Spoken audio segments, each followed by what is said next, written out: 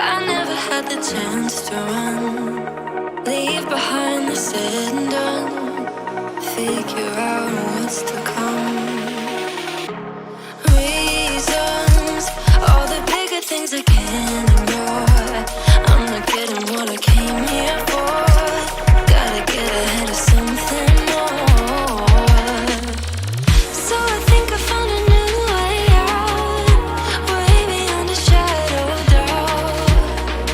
'Cause I can't breathe, and I guess I could be stronger now and leave it up to fate somehow. But I'm doing this for me.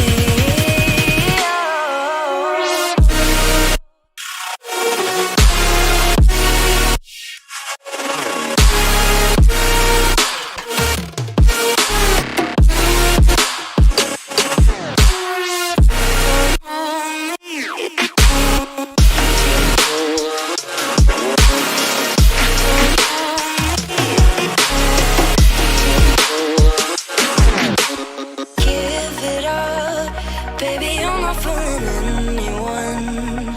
Always going on and on. Can't you keep it to yourself for once? Oh, I think I found a new way out, way beyond your shadow of doubt. And I can't breathe. Oh, I hope you're keeping count of all the times you let me down, and all the things you said out loud, the bullshit I could cry about. And I know we could be stronger now and leave it up to fate somehow. But everything I do for me.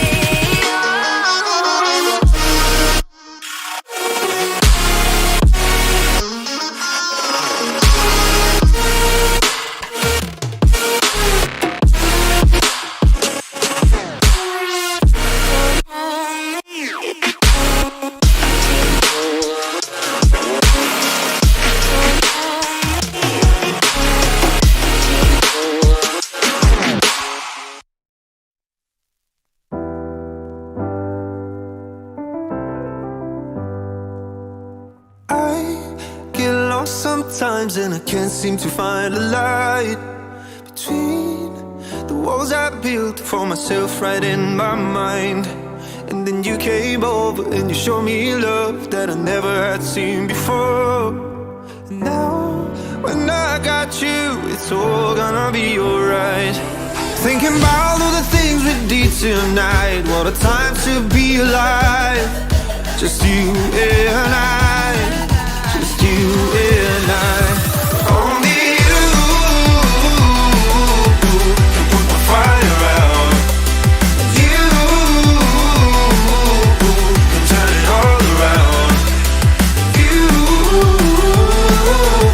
can lift me off the ground, so we can fly again, so we can fly again.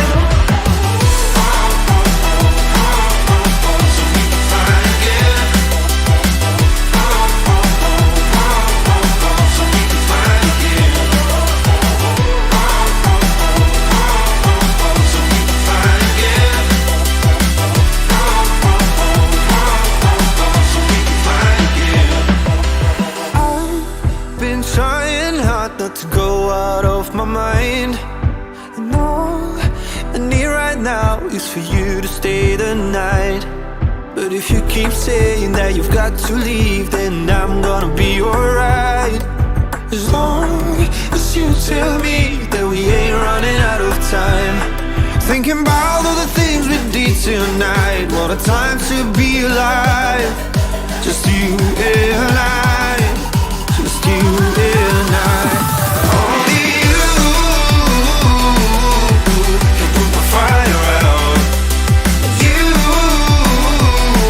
can turn it all around. And you can lift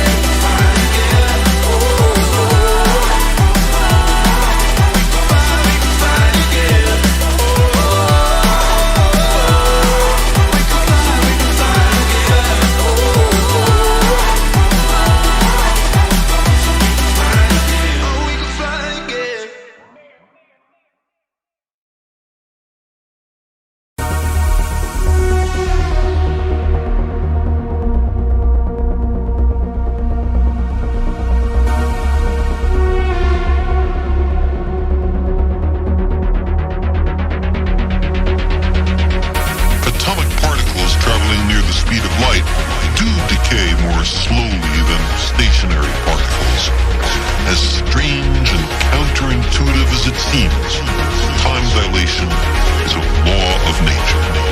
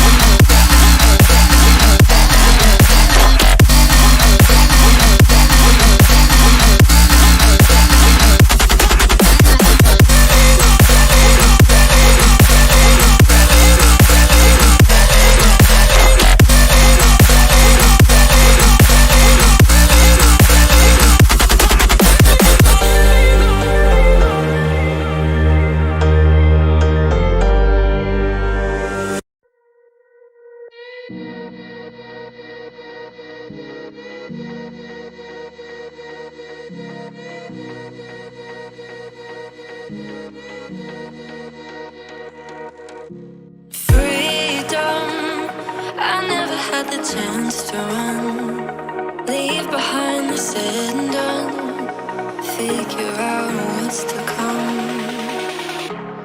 Reasons, all the bigger things I can't ignore. I'm not getting what I came here for. Gotta get ahead of something more. So I think I found a new way out, way beyond a shadow of doubt. 'Cause I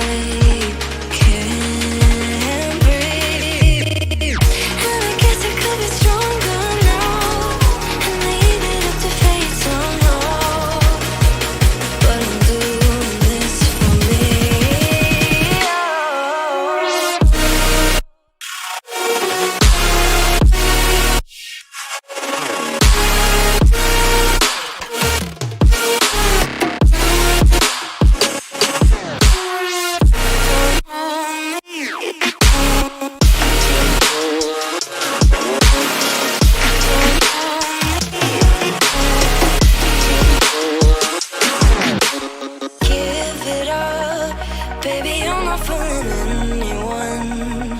Always going on and on. Can't you keep it to yourself for once?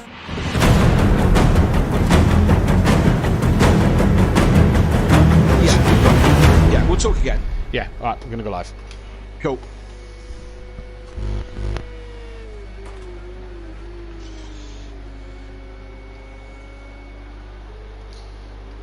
Good evening, ladies and gentlemen, and welcome to Simplay Motorsport, here for rounds 19 and 20 of the Pro Series. And I don't know about you, but the season is starting to hot up. 23 points separate the top three, 14 separate the top two, and hey, Jamie Brazier and Little Leach are still in the reckoning of this one at the moment.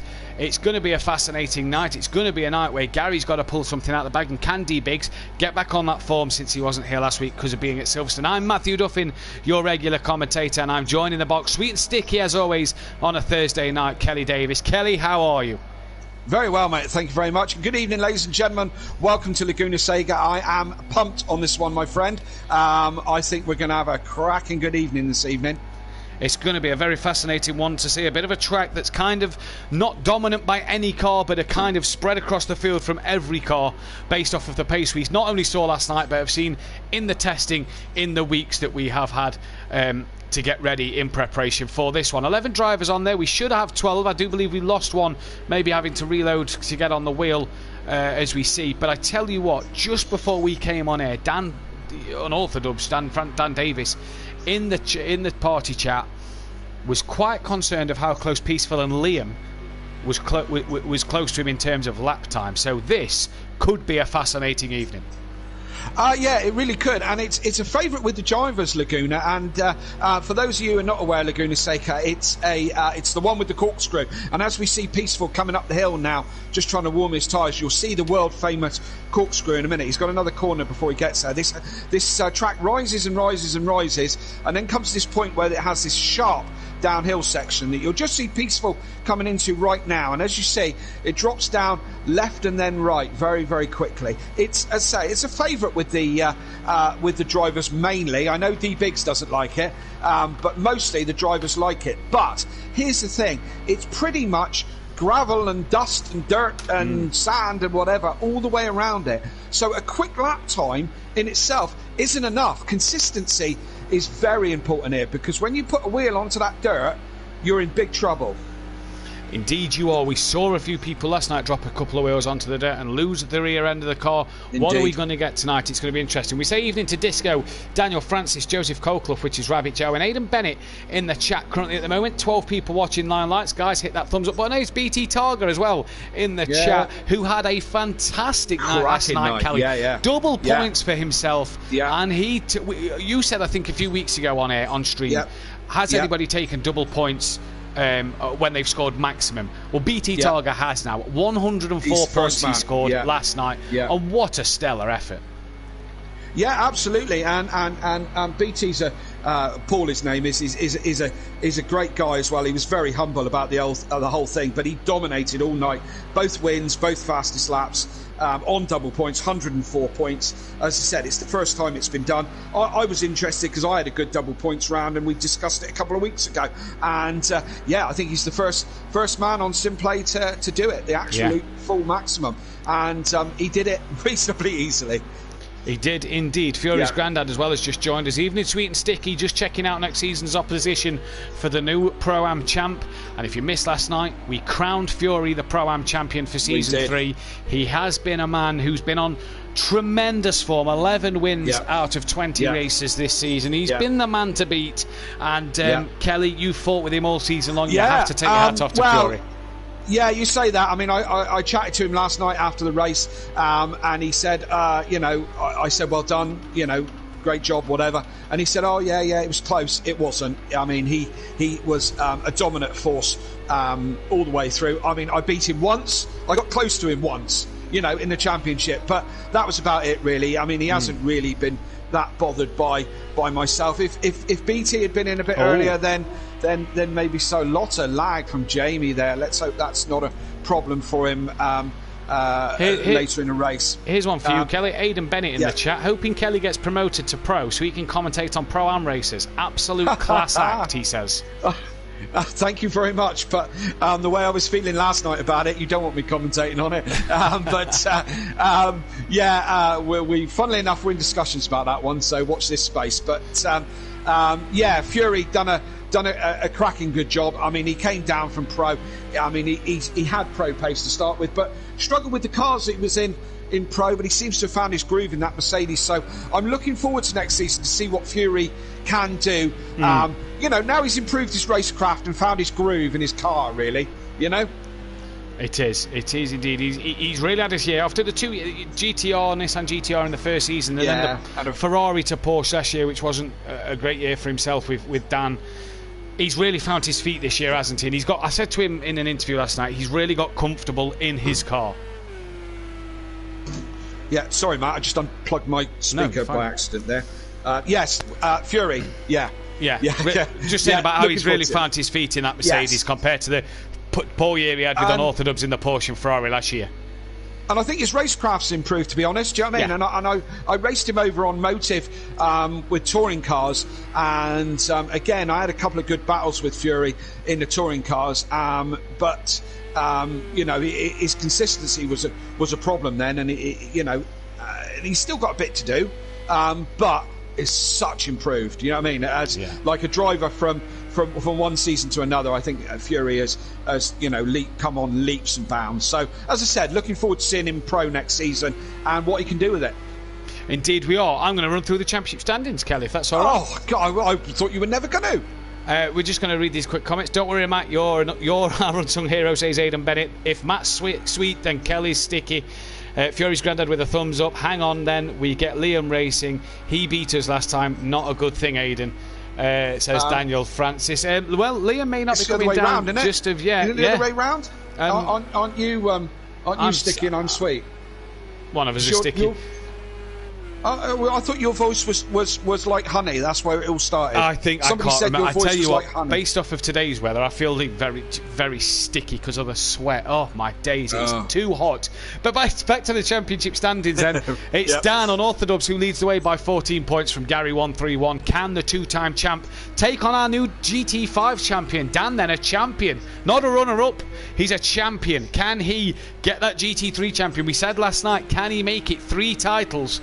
In this matter of weeks here? He could win the GT, he could win the GT3. He's already done the GT5. D Biggs then is third, 23 points off the title hunt at the moment. Big Boy Brazier P4, 42 points off the back of Dan Little each. The last man still left to score to be involved in the championship battle, because no one else can win the title from here. He's 80 points behind, a long way for him. Then you get Monkey Boy in P6. Peaceful is in P7 with Sooty Apex after quite a good week last week at Le Mans for the Acura driver. Not here tonight, he's at a wedding. Which is a shame, because good double points for Sooty last week. He's missing out this week. Emo Guy then, he is P9. Rabbit Joe, again a good week for Joe last week. He moves up to P10. Liam, that Bozzy boy Liam, he's up to P11, just behind his former teammate Rabbit Joe. Phil, who is hopefully going to make it tonight. He said he should definitely be there for race 2. He's going to be tight to get back for race 1, but we'll hope and cross our fingers that he can get back in time. Welshie then in P13 with Disco P14, Andy P15 and Keegs P16 then. In the Constructors' Championship, it's a 3-horse race, but Iron Brew Racing have got a lot to do to stay in that one. They've got to make sure they outscore Shake and Bake Motorsport by 7 points in this first race. If they don't, they will be out of it. But it is Shake and Bake who lead the way, 71 points clear of Leachy Legends. Iron Brew Racing then still in it, but need to outscore Shake and Bake by 7 points in race 1 to stay mathematically in with a shout to the title. GQ Motorsport are then in P4. Run Flat Racing are 5th ahead of Straight Line Racing, the class of 97, and Simplay Racing bringing up the rear. In terms of appearances, race wins tonight, nothing really that stands out tonight other than Unorthodox can tie and beat Fury in terms of becoming the Simplay's third most decorated winner with 12 wins. That's if he wins both races tonight. He could tie Fury with 1 race win in terms of overall wins. That is, apart from that, no one making any appearances in terms of 50th. Okay. All good. Yeah. Should we have a lap round Laguna Seca? Laguna Seca yes. Is California, isn't it? It is California. California in the desert by the looks of it. I've already jumped on board with Peaceful. Look, but Haley's just given me my glasses. Now I can see. So that's a really good start. Where's Dan? He's coming down the. This might not be too bad. So Laguna Seca was owned by Mazda. You'll see Mazda signs all over the place. I think it's changed hands. I haven't had a chance to Wikipedia it. WeatherTech, I do believe it is now. Yeah, I think you're right. I was going to say Daniel Francis would probably tell me because he's up on all the rest of it. So last corner this is. So start, finish straight. As I said, lots of undulation in this track. So cross the start, finish straight. Flat scat up over the top of the hill. That's not the way to come out of the pits, D-Big, so you went back in that way. We'll talk about pits in a minute. Down to the first corner, take a little bit wide on the entry, double apex, pick up the first one, run a bit wide, pick the second one up, try not to run wide, out onto the right hand side, bring it across, down a gear, just roll around the corner and accelerate on the way out. Don't put a wheel on the dirt. We got Rabbit Joe or someone in front of us. This is a very similar corner. Come round, down a gear, just roll your way through it. Dan's deep and onto the dirt. See how that slowed him down. Start rising up the hill. Two tricky left-handers. This one, very easy to let it run out wide and go out onto the dirt. Dan takes it right out to the curb. Up the hill. Again, this is unsighted apex.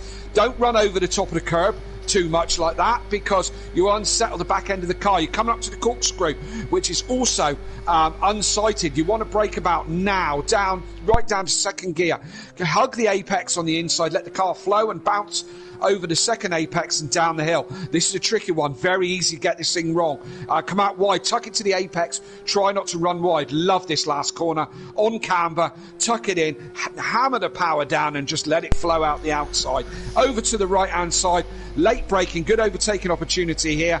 Tuck into the apex, accelerate, try to stay inside the white line, Dan, and down and across the line. And that is a lap of Laguna Seca. It is indeed, and considering you mentioned the pit exit, let's also go through the track limits. You're not allowed to go over this white line here. You can put two wheels over, but that is it. You're not allowed to extend your entry in terms of widening it in towards turn one. Apart from that, it's pretty much all back at the last corner where there's a bit of AstroTurf you can run over. You're not allowed. You've got to keep two wheels inside the white line. That's track limits, but you're not going to gain anything from doing that one. Not a thing. Cheers for demonstrating, Dan, but you're not gaining anything. If people in the chat think, well, there's the corkscrew you could probably cut, indeed you cannot, because it will just jump you all about and you cannot cut it at all. In terms of the pit, car. It will indeed. In terms of the pit lane, I think Gary's coming out. Let's try and see if we can jump on Gary. You have to stay within the white lines, not the first white line. You have to stay within that second white line. You cannot leave over the cones and leave over them white lines. We've seen it happen a couple of times last night. You have to stay all the way around to the beginning of pretty much the end of turn one. And that is what we're going to be looking at tonight. That's what the stewards who are in the chat will be looking at tonight. And no doubt Kieran and Daniel Francis and Dean, if they are watching, we know Daniel's watching. If Dean and Kieran are as well, they'll be keeping an eye on that one. I personally, the pit lane exit thing, I thought that it was reasonably obvious, the pit lane exit. Is that Rabbit Joe going out? Let's see if I can just... Yes, it is. Yeah, right. So I thought it was reasonably obvious. Now, probably the cones have been smashed around because we saw D Biggs just slip his way out of here. Now, you accelerate now, and it's coned all the way down the outside here. Look, all the way down through on the right-hand side. So you have to follow it all the way down. The road just takes you all the way, and you feed in at the end or just past turn one and feed into, which is almost the racing line, but it's not as bad as trying to get out at the top of the hill when you've got oncoming traffic. So that is quite graphically where the pit lane exit is. I mean, the entry is very obvious. So so that is what we have to look out for at the moment in this one. 4 minutes remaining then in the session, and so far Big Boy Brazier the only man in the 21s, but on Orthodubs, Disco in the 22s. Peaceful up in P4. I mean, look at that Bozzy Boy out doing D Biggs and Little Leach and Gary. So that Bozzy Boy having a good session in the low 23s as well. Only a couple of tenths separating him and Peaceful. And then if he can find a second, he's on the back of Dan. So I tell you what, there's a few drivers tonight well within a good amount of space of each other. This man, Rabbit Joe, again, a couple of tenths for him, and he could find himself from 8th to 4th.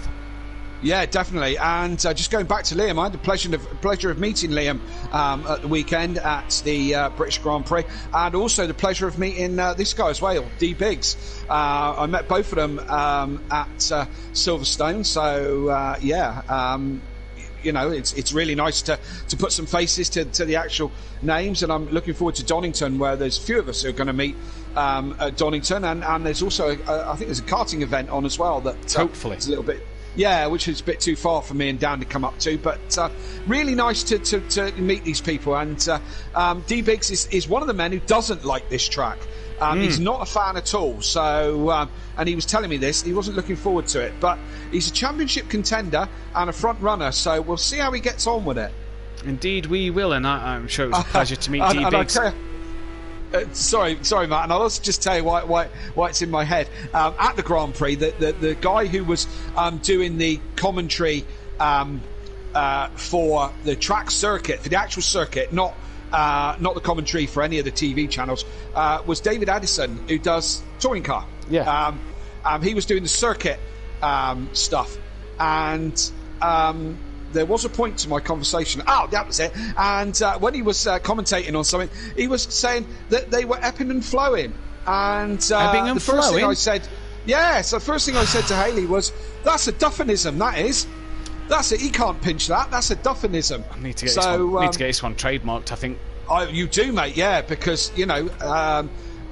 He pinched it from you quite clearly. Yeah. Do you know what I mean? So we've got the Murrayisms, we've got the Brundleisms, we've got the Duffinisms. Yeah. There'll be some ebbing and flowing tonight.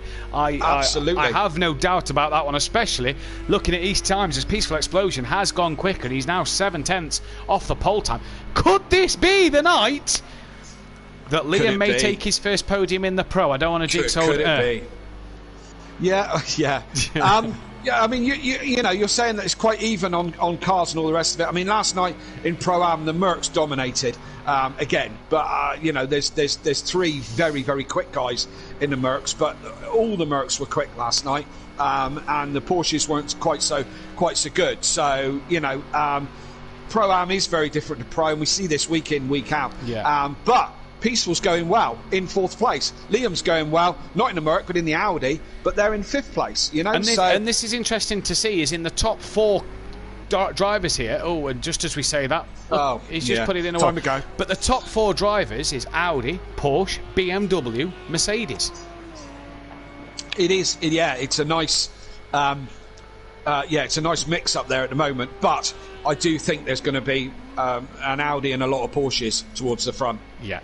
We'll have to keep our eyes on that one as the night goes on. Gary and Little each down in 9th and 10th, so are they just tweaking setups, making some last-minute adjustments? We'll have to see. Maybe holding a bit in the tank before qualifying, maybe. That is a question we'll have to find out. Phil still has a few minutes to get in before the race starts. He's still got the qualifying session, obviously not running the online championship tonight, so he has got until the 2-minute warning sign in qualifying to get himself in the session. Due to the fact that this is an American circuit, and with given what happened in Season 2, it doesn't put you in the garage if you retire, it puts you in the pit box as you see there, and it means that if your teammate was to come in and pit, it would send them on a drive-through and they'd get disqualified on the penultimate lap as they cross the line. As the practice session is done then, Andy's still out there in the Ginetta, not got his current quick one-lap pace that we've seen of recently. Has he maybe gone a bit more of a balanced setup for the race to try and score points? As we also have tonight, what I will say is 3 drivers on double points tonight. I'll again tell you who they are come race 2. But they had no choice though, did they not? Yes, this was the last opportunity. Yeah, so this was their last option to do it. Even if they wanted to take it here, they had no choice. They cannot take it at Dubai or at Monza. This is now the final point of the season for them to take it, so that everything can be more balanced and worked out going into the final 2 rounds or the final 2 weeks of the season regarding the championship. Obviously that wouldn't matter in the Pro-Am, but especially in the Pro, nobody knows what happens at the beginning of the season. So we are waiting for Big Boy Brazy, we are waiting for Andy and that Bozzy Boy who's just dropped to 6th as D Biggs has gone P5. We're just waiting for Andy, it turns out then, in the end. So that Bozzy Boy did drop to 6th as D Biggs got himself in front of him there, but Big Boy Brazy, the only man in the 21s, and it's pretty close from 2nd down to like 9th, about a second and a half separating them. So game on, really. Anybody's to call at the minute. Guys and girls in the chat, don't forget to hit that thumbs up button, subscribe if you are new, but also get your predictions in for pole position. Kelly, who are you going for? Jamie. Yeah. Jamie for pole. Dan will be in the mix. Gary might be. Has Gary and Little Leach done their usual practice sandbagging? They were 10th and 11th in practice. I don't think that's representative. Let's see. But hard to see past Jamie on this one. Hard to see past Jamie. I'm also going to give a shout out to Peaceful and see what he can do, because he had some pace in that first practice session. So we'll see what happens. Maybe Disco, because he says in the chat, thanks for the confidence boost, Kelly. Well, come on, Disco. I want you to win one. And then you could explain to me why it's Disco McDisco Face. I know the Muck, because that's in your surname. That sounded terrible, didn't it? The Muck. The MC, I know what that's about, but I don't know what the Disco is about, and he said he'd tell me when he wins a race. So come on, Disco. Tonight's your night. Yeah, he needs a good night as well. He's not had the luck of recent weeks, so he needs it tonight. He could do with a good result. And just for people to sort of... I suppose I could say this. I don't really know why the Nintendo is, but anyway, Liam is upstairs in my house today racing. Oh right. His sim rig broke at his house. I had a spare, which I've not currently sold yet. So I said, well, if you can drop your wheel off and get your PlayStation down each day, you can come down for a practice, because he only lives about half an hour bike ride away. Come down for a practice, stay for a couple hour, practice a bit, and then come down. He's staying the night as well, so he's ready for the GTs tomorrow night. But Liam currently sat up in my bedroom with the sim rig racing. You're a good man, Matthew Duffin. You know that. Those people who say all that stuff about you, I just say no. I just say no. He's good as gold, he is. You know, he helps the disadvantaged. And you are, obviously. Yeah, well, and we know Liam. And yeah, that's what I say. Surely Liam must be the man to be buying that rig off you then, mustn't he? Well, we'll have to wait and see, won't we? But I mean, you could do him on. Summer's still going. He's still off college. Surely he can do some handiwork for you or something. Pay it off or something. I don't know. Cut grass for you or something like that. What he can do for me is knuckle down and get himself on that podium tonight with the pace he's got. That'd be one of the best sort of rewards to give me back for letting me borrow the sim rig. And that's got to be, if he does that, mate, then that's got to be his lucky sim rig, and he's going to have to own it. He's going to have to buy it, isn't he? He can't get the one he wants. He's going to have to buy that one because he's got a podium on it. Dedication to the cause. Good guy, Matt says. Aidan Bennett, thank you, Aidan. What you trying to say, Michael says, peaceful stepdad. I'm not sure what that one's in relation to. I think there's a little bit of conversation going on here. Separate to what we're talking about. But what there is, though, is there is 18 people watching. There's only 12 likes. Guys, let's smash the thumbs up button. Let's subscribe to the channel as well if you're new. And Disco McDisco Face, that's one heck of a banker lap, a 22.3. Yeah. And from Dan, a 22.4. Great banker laps from them two boys. As others are coming down the start straight to finish their times. That Bozzy Boy, a 24 dead. Not a bad banker lap for him. Peaceful Explosion, 24 dead as well. Big Boy Brazier, 22.8. So again, these are good banker laps, these are from these guys. D-Biggs and the 23.3s. Monkey Boy will probably want to keep going and go again to get a bit more pace out of that one. But as you say, Kelly, time and time again, the second laps are sometimes a bit quicker than the first. Yeah, and especially today, I mean, it'd be madness if you're not on the hard tyres tonight. I think Xmart was running the softs last night and really kind of burnt them out really quite quickly. It's California in the desert in the middle of July. Do you know what I mean? Yeah. It's hard tyres all the way, and they do take. Certainly with my foot, they take a couple of laps to really be their best. So I'm expecting to see the times tumble again. And where are we next week? We're at Dubai in the desert. Dubai in the desert. Guess what tyres will be on? Yeah, and then we'll be in Italy. Guess what tyres will be on? Well, it depends if it rains. Gary back in the pits, down in P9 at the moment. Aidan Bennett, hope Liam's paying you digs for staying the night and treating you and the family to a nice candle-lit dinner. That'd be lovely, wouldn't it? Me and the missus had a McDonald's because he already had his tea before he came, so... no candle-lit dinner, but here comes Bozzy and Peaceful to cross the line. Peaceful was on a quicker one, and he goes to nearly a second quicker. Yeah, so good lap that from Peaceful Explosion up to P5. Jamie back into the pit lane. Here's Andy down up in P4. Sorry, so he's improved on his on his practice pace. He's got Welshie just ahead of him. What can he do way here? Out of the way. Oh, yeah, very out of the way onto the gravel there. What can Andy do as he crosses the line? Jamie in the pits. As Andy improves by a tenth, so he goes ahead of Jamie now. Jamie's just came out the pit lane, but look at the top 6 here, 9/10 separating them. And Little Leach and Gary, tell you what, work to do for them, boys. Absolutely, yes. Down in 8th and 9th. Yeah, very much so. Dan backs out of that one. He's going to go again with that by looks of it. No one's topped Disco's pace yet, so a bit much of that corkscrew there. A bit of this on the chat. You can't cut the corkscrew. You can't really. It's awful. Do you know what I mean? You go off much off the right hand side and you just take off. Really, it's awful. Yeah. So it's not a good way to go. Is Disco going faster? He doesn't particularly look like it. Is he building up for another fast run? I don't know if he's on outlap or not. What does he do? No, 3 seconds slower, so maybe going for it this lap. Yeah, maybe so. Who else is on the... Where is Gary? What's Gary fooling around at? He's coming around the last corner now, so let's see if he improves. And... he does not. Again, is he on an outlap? I think that was an outlap. I remember seeing Gary come out the pits as Peaceful and Liam went past. Liam's improved into the 23.2s now, so that's the top 7 drivers as Liam goes above D Biggs, all separated by 9/10 of a second. So I tell you what, any of these guys at the minute well on for a decent lap time here, as that is Peaceful ahead of Gary. Gary now, Liam back into the pit lane, so we want to come out quickly so we can get a couple more laps in. But Gary here needs a good lap. Down in P10 at the moment, he's gone purple, sector 1. Of his own. 3/10 up on his own and purple, as you say. I haven't got that information.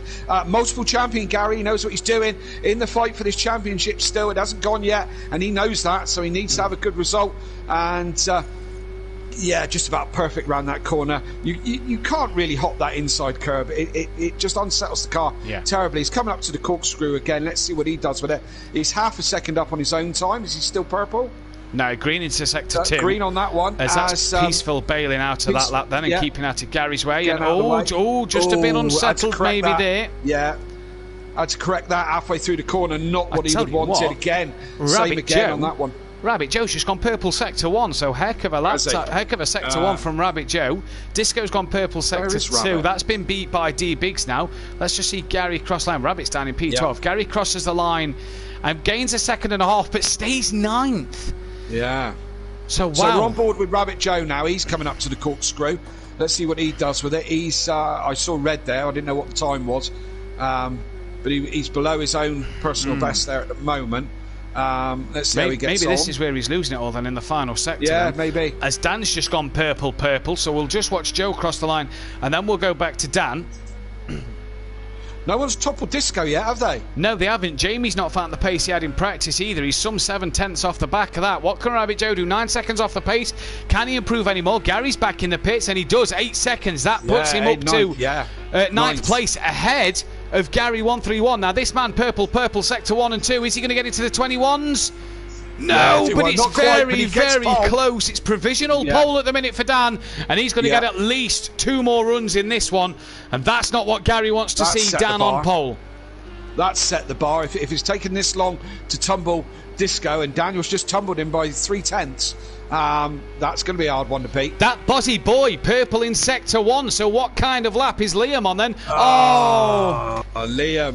It's that rubbish rig you're on, man. I mean, he's going again here. He's not got time to get another lap in. I mean, you say that, but he's still he's in an impressive 7th place as D Biggs has moved up to 5th place. Big boy Brazier now purple in sector 1. So what is Jamie capable of here? Andy in the pit, so he's not going to get another lap in. Jamie Green in sector 2, purple sector 1. So where is Big Boy Brazier then? Dan is the man, says Team Prolapse. Yeah, he's a Prolapse driver, so This is the man then, guys. Peaceful in the pit, so he's done. Andy's done. Dan, purple sector 2 to Jamie's green. Jamie though, purple sector 1 to Dan's green. Is this the battle for pole that we've been waiting for? Hey, Matt and Kelly says Team Prolapse. Evening Team Prolapse. Big Boy Brazier to cross the line. Only goes second, but gets another stab at it. Dan then, purple sector 2, crosses the line. No improvement in the end there for Dan, but will get one more run. The cameraman's being a bit random. He keeps jumping onto Liam. Not my doing. Yeah, he keeps just jumping to Liam and D-Big's going very deep. Yes. Oh, look at that. That's done well to hold on to that. Look, it's just done it then. Gary 131, 10th, and in the pits, not doing another time. That's so Gary is done. I've given you no Quali 1 stats, but I mean, I suppose that's all right for Quali 1. I'll give you them in Q2. Big Boy Brazier, green sector 2, and only a 100th slower than this man, Dan. That is Jamie up the road from Dan. So we'll stay with Jamie, and then we'll jump back to unorthodox. Yep. Just short of 2/10 separating these two. Jamie needs to be on it. A 21-1 he set in the first practice. Disco's in the pits. A lot of drivers coming back into the pit lane now. Oh, look at that jumper. That's lag. That is. Yeah, I that thought is he took lag. off through the corkscrew, then it looked like lag because he was floating with it. Jamie, purple sector 2. Where is Dan? Dan, He's I think. Dan's backed out of this one then. So Jamie, purple sector 2. Is this pole position for the taking? He was 700 up coming through the second sector. We'll have to wait and see. Go back. It is 21.9. Yes. Jamie Brazier takes the pole, his 5th pole of the season. What a job from him on Orthodubs then. We'll start P2. Great qualifying from him. Disco, what a P3. What a job for Disco. That one on is his first run as well. Great stuff from him. Andy, P4. Good qualifying for that Janetta. D Biggs in a solid 5th place from where he is. Peaceful Explosion then in P6. A good qualifying and not far off the leaders really is Peaceful Explosion. 1.1. Doesn't really do his lap a lot of justice. That Buzzy Boy P7, but again 1.3 off the pole time, but a good lap from him. He's outdone Little Each and Gary. Little Each P8 with Rabbit Joe down in P9. The pro champion, the defending champ, P10. So he's got a lot of work to do from where he is. Monkey Boy then 11th. We didn't get to see much of Monkey Boy in that one. And Welshie will round off the grid in P12 then, as the guys are going to be ready to go in just a moment. Oh, excuse me. They're going to be ready to go, and it's going to be lights out. Kelly, tips for the win. Well, I should back my boy. Do you know what I mean? I taught him everything he knows. So I should back my boy and say Dan. I'd like to see Disco. Jamie's going to be a force to be reckoned with. And with these cameras, I will not do what I want them to do. They just keep looking at Liam. Here we go. So I apologise. Look, Liam again. And Liam. So I apologise. Oh, yeah, we're not getting that. That's just. Are you not? No, now you're on Liam. Yeah, And now you're now on I'm Little on Leach. Little Leach, and I'm looking at Liam. Oh, right, we're on Little Leach. Okay, are you seeing Jamie now? Yeah, we're seeing Jamie. So what are your pressing we're getting, but you're not getting on there? I'm not getting it. No, I'm just getting I'm leaning in the window of Liam. So that's a little bit tricky. From that angle, I can see everyone. There we go then. Team Pro, Aidan Bennett, whoa, what a lap from Jamie. Mega second row for Disco 2. Team Pro Laps, this will be an exciting race. That's awesome, Jamie from Peaceful Stepdad. And BT Targa, fantastic qualifying session. And it really was. Jamie there left it till the very last couple of seconds to take the pole from Dan. Only man in the 121s as well. And the stats I can give you is Gary's got 4 poles, Andy's got 5. Big Boy Brazier now has 5 pole positions to his name as well. So here we go, Matt. Stuff from him. But we are about to get underway. The lights are going to come on. It's a bit of a wait here. The lights now start to come on. Watch for anybody jumping. They don't. We're all away, and it's a good start from Liam as Little Each had to back out that one as Liam went for the same part of track as Little Each did. Jamie Brazier gets a good start ahead of Dan, and that one doesn't look like it's going to be threatened, but Dan could be threatened. Oh, a bit of a nudge in the rear from Dan, and a bit of a nudge on Dan from Disco there. Yeah. And that's D-Biggs tapping Disco round. And that has promoted Liam to P3. Into third. Heck of a start then from that Buzzy Boy. What a job from him. Gary up into 6th from P10, so good job from the current 2-time champion. Knows he's got to keep the pressure on Dan. Rabbit Joe a bit wide, but as is Gary, and Peaceful's going to say thank you very much. I'll have 2 places. Yes, indeed. Look at all this lot coming down through here. No jump starts. We had 5 of them last night on the first race. Rabbit. And who's that going over? That's Monkey Boy on the roof, and over he goes. Got caught up with D Biggs a little bit there. I didn't see quite what happened, but No. Monkey Boy up and over he goes. And very much like Daniel Francis and Kieran Argent last night, that is all she wrote. But Liam at the minute doing a job as Andy looks for a move at the corkscrew. It's you're not going to get the job done there, Andy. No. Liam, though, heck of a launch. Yes, indeed. Keep it together, Liam. Andy breathing down his neck. We know how quick Andy is. Andy's no slouch whatsoever. So Jamie's got a lot to do. Peaceful kind of got out of that early spin with relatively unscathed, considering he's now in 5th. And I'm looking at Liam again when it's saying Peaceful Explosion. So for some reason my screen has got an absolute thrill for Liam tonight, but so yeah, Peaceful in 5th, considering he had a bit of a moment. You're not doing so bad, actually. Yeah, so D Gary, Biggs as has you had say, to bring himself into the pits, Kelly. Obviously, with the damage, no doubt, to what him and Monkey no Boy doubt. had.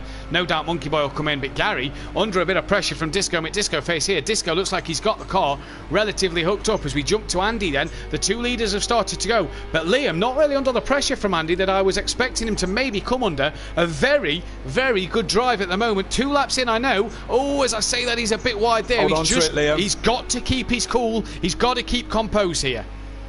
Absolutely, it's a long way to go, and it's a 22-lap race. I made the mistake last night of not putting enough fuel in. I only fueled for 18, wasn't paying attention. That's a pro-am error, isn't it? And had to come in on the very last lap and put some fuel in, which I was 30 seconds ahead of whoever was behind me in 10th, so it wasn't too much of an issue. But 22-lap race here today, so it's a long way to go. And Liam's got to keep it together for a long time. Disco out wide. Yeah, Disco in the very background wide there. Team Prolapse can Unorthodox win the championship tonight? No, he can't. Only a 14-point gap and 100-odd points still to play for at the minute. So Dan cannot win the title tonight. 19 viewers, 15 likes. We say an evening to the Pro-Am champ. Fury's in the chat. And Andy at the minute just trying to take a different line to Liam. And Liam giving him that room up the inside. But Andy can't get that job done at the minute, and Gary has dropped off the back of Disco and now has his brother Little Each all over the back of him. Liam a little slow through there, and Andy having to avoid the rear of Liam, taking to the sand, the gravel, whatever substance it is. But the 2 leaders have checked out. Jamie has really gone ahead of Dan at the minute. Yes, Gary goes wide. Little Leach goes past him, does he? Yes, he does. So Gary's struggling tonight, big time. And Little Leach isn't really exactly moving quickly, is it? I expected these two, like the usual suspects, Little Leach, Gary and D Biggs, are nowhere near the front at the moment. All of them 3 struggling in the Porsche tonight. So it's only Dan. It's only Dan's Porsche which is doing any good at the moment, but he can't keep with that pace of Jamie at the moment. Jamie is 2.5 seconds ahead and pulling away. Liam's still holding on to that 3rd place, but he's got a mirrors full of that Janetta, and Andy's down the inside. Said it was an overtaking opportunity, and Andy's got that one covered off now and got it stuck. Liam's now going to be looking at his mirrors at Peaceful, because Peaceful's going well as well in this race. He is indeed, as Jamie just puts in a 22.8 for the fastest lap of the race at the moment. And so far, Liam, is he going to try and look around the outside of Andy? He's going to have a go. He's having a look. Peaceful tries to get it stopped. Liam trying to cut back under, can't get it done. He's fighting his Liam in this one, and this is nice to see Liam really try and do well and really try and get his elbows out and do well. Andy very wide though, look, and Andy's gone wide. Gives Liam P3 and Peaceful up to P4. 2. So Liam there being gifted the P3 back, and Peaceful now onto the gravel a little bit. If them 2 can start battling as Andy gets back ahead of Peaceful, if them 3 behind Liam can start battling, maybe Liam could just get his head down a little bit. Could we be speaking to him for a podium? Wouldn't that be lovely? Wouldn't that be lovely? That'll be all the pep talk I gave him on Sunday. So it might also be the fact that it's his Red Bull gear that he's wearing upstairs at the moment. Yeah, and he hasn't taken that off since the Grand Prix either. He was wearing it all weekend, and I don't think he's look taken at it off Disco. since. Yeah, scrap on between Peaceful and Disco, side by side as they come down through there. Ooh, that's sketchy, isn't it? But they give each other room. Good driving. Disco's also got the job done round the outside and up the inside into the left-hander. So Peaceful this lap gained a position on Andy and then loses 2 places back to Andy and 1 to Disco now. And with Little Each approaching in the rear-view mirror, that one is going to be one that he's going to have to keep an eye on, as Dan then has set the fastest lap of the race. 22.7, matching the pace of Jamie, but 2 seconds down the road. Does he need to fight Jamie this bad? I wouldn't say he does. Jamie a fair few points still behind in the title race. He could afford to kind of let Jamie go a little bit, can't he? Surely he's got to be thinking about Gary and D Biggs, really, hasn't he? You know, obviously D Biggs is his teammate, and they want to win the constructors, but again, they're in a comfortable. Oh, Andy. Comfortable. Yeah, goes wide again. Same place corner as last time. Yeah, same place as last time. Just making a mistake and running onto the gravel. As he's managed to get back ahead of Peaceful there. I thought Peaceful was going to run wide. Is he going to look up the inside? No, can't get that one done. So Andy, again, runs wide and back ahead of Peaceful. But look at Liam just stretch his legs ahead of this pack. Little Each now getting on this pack. He has dropped Gary as Little Each here. So whatever pace Gary's got, he needs to change that for race 2. Oh, Andy deep. So Peaceful goes past Andy again. Yeah, looks like Little Each is going to get him done as well. Oh, come on. He has, yeah. No, he has. He has. He's got it done. So yeah, Liam gets a breather again while that's going on. Andy having a scruffy lap all over the place in that Ginetta, and I know he said in the comments he can't wait to get rid of it. Oh, and there it goes just dips round. a wheel over the curb, and that is enough for Andy to lose the rear. He's going to lose out to Gary, and Gary only because Rabbit Joe 12 seconds behind, but he just drops a wheel over the curb, and that is enough to lose the car in that position. 20 people watching. Guys, let's get 20 likes on this video, on the stream, sorry, before these guys end race 1. Let's get 20 likes for Liam's first ever pro podium.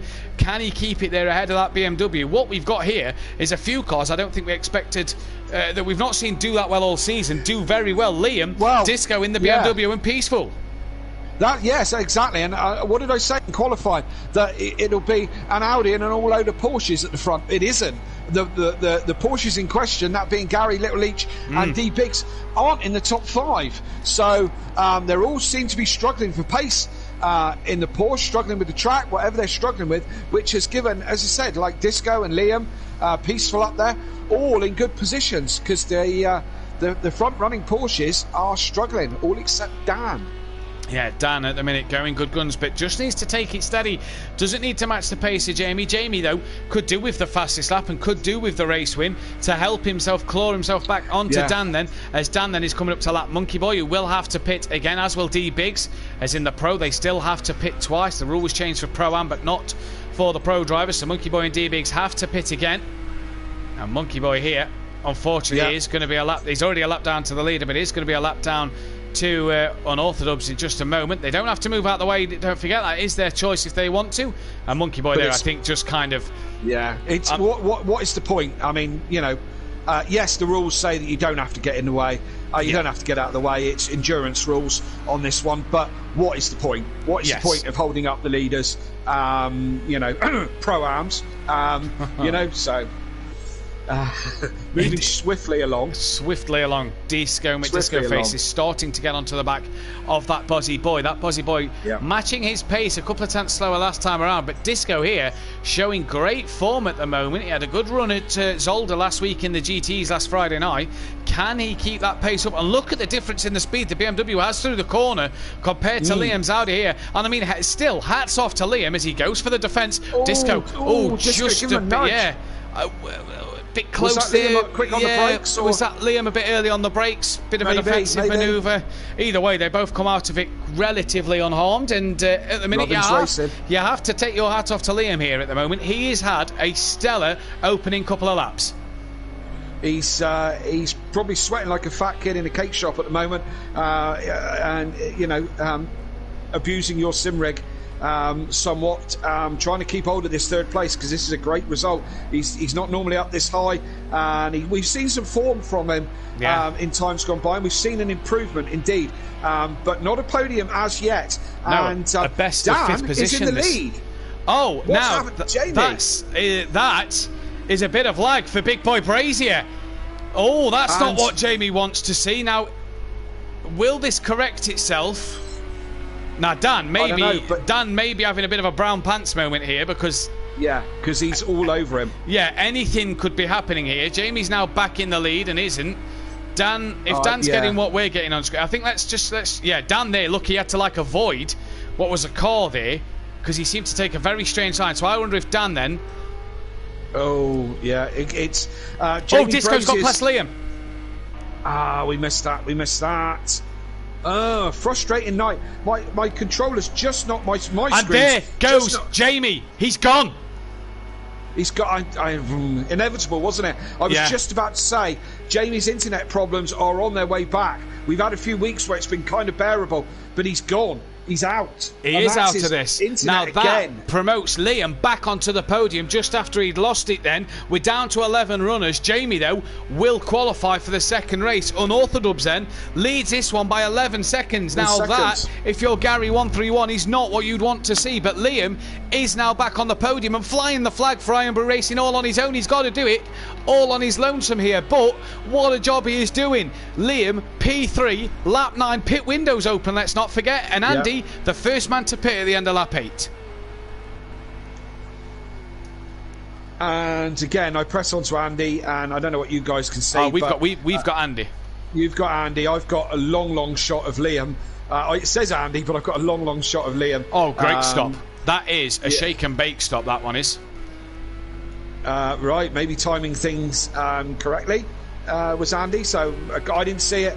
As said, for some reason my game's not playing ball, but so that's Jamie will be absolutely seething. I'm sure he will. He had that under control. Totally under control, and just internet problems again. And I don't know what the ultimate problem is. I don't know if he's got an old analog phone and he's dialing up or something, but it seems to be that poor, doesn't it? So it does, it's something he's got to get sorted out. Poor Jamie. A few things for Jamie coming in the chat. Team Prolapse, Unorthodox flying on that rainbow power, says Team Prolapse as well. She comes in. Taste the rainbow. Yeah, taste the rainbow. Welshie in at the end of lap 8. Obviously, D-Biggs and Monkey Voice still to pit. And was that peaceful? Just having a look on the outside of that Bozzy boy. He may have been. He's not now. But he is awfully close to taking that podium away from Liam here. Yep, and he'll certainly like to. That much is for sure. Because Gary pits. Welshie's in the pits as well. Let's see. No. Again, I switch on to Liam and Gary, and I get Liam again. Now, we've got Gary. Joe, though, may get past Gary coming out of the pits, but Joe still has to pit. In fact, I don't know if he will, I think he will, actually. I think he will. My long shot. And they're round. Both of them are round. Peaceful and Liam got together. I just saw that as a long shot, and I think they both got together. And Liam went right round and Peaceful went a little bit round, which has put Little Leach in front of the pair of them. Yes, a Little Leach up to P3 now. That Bozzy boy definitely had a huge spin, and Peaceful then has carried on his merry way, stays P4, but what has happened there? A bit of late defending, a bit of a gap open up for Peaceful Explosion. We'll have to wait and see later, maybe if we can speak to Peaceful or Liam in a bit. That may help. 19 people watching, 15 likes. Jamie Brazier in the chat, Kelly. I don't know what happened there. The internet didn't die. I don't really know what's happening. Well, it looked very, very laggy, Jamie. We know that. You were bouncing all over the screen. And your times were forward, back, whatever. So, I mean, from our view, it looked classic, like lag. But from my view, again, my camera just keeps jumping back to Liam time and time again. Strange. So, we have got Peaceful on the screen at the moment, who is 2.2 behind Little Leach, 4.4 ahead of Liam. And I tell you what, Liam then probably could have done with coming into the pit lane there and just getting his pit out the way there. He hasn't done, but we've lost Jamie. What a talking point that one, What a talking point that one is. And Liam round has a good enough gap back to Rabbit Joe, though, with Joe having to pit as well as Liam at the moment. So Peaceful being able to do a job so far. Disco up to second. D-Biggs back in for his stop at the end of lap 10. Yes, indeed. And again, I go on to D-Biggs. You're probably seeing him. Yeah, we've got him. I'm seeing Liam again. I've seen enough of Liam for 1 week. So, and I don't need to see him again. So really, the only battle on track at the moment, the only one who's close is Andy, is coming up on the back of Gary. I don't think Andy's stopped yet, though. So Andy trying to make some best out of this. We certainly will see him in another car next year, because he's hating this Ginetta. Yeah. Him and Emo Guy took a chance on it at the beginning of the year. Of course, you're kind of fixed with the car that you've got. Certainly early doors of the season, they tried to work with it. At times it showed some brilliance. Well, it won the very first race, didn't it? You remember back to Spa, it took that great race win, but since then it's got qualifying pace without a doubt. But it seems to be a real struggle to as I say, to try and keep it consistent. And we know Andy can drive this car consistent after the Simplay 24-hour Nürburgring, because he came second place in that one, did like 18 hours in that car, in that actual Ginetta, so he won it. He won it, didn't he? Let's be honest. He won it really. Let's not go there. But Rabbit Joe comes in. Sorry, Rabbit Joe comes into the pits to promote these two another place. I'm surprised Liam still hasn't decided to come in. Now, Disco, lapping the same as Dan here. I wonder if that BMW maybe could start chipping away at Dan's times a little bit. He's brought the gap down slightly. So is Disco just starting to chip away at Unorthodox's times? He's going to need a second a lap, and last lap they're 2/10 apart. So he's going to need Daniel to make a mistake on this one, isn't he? Yeah. It's always coming in. So maybe looking at the undercut here is Disco McDisco Face pitting at the end of lap 12.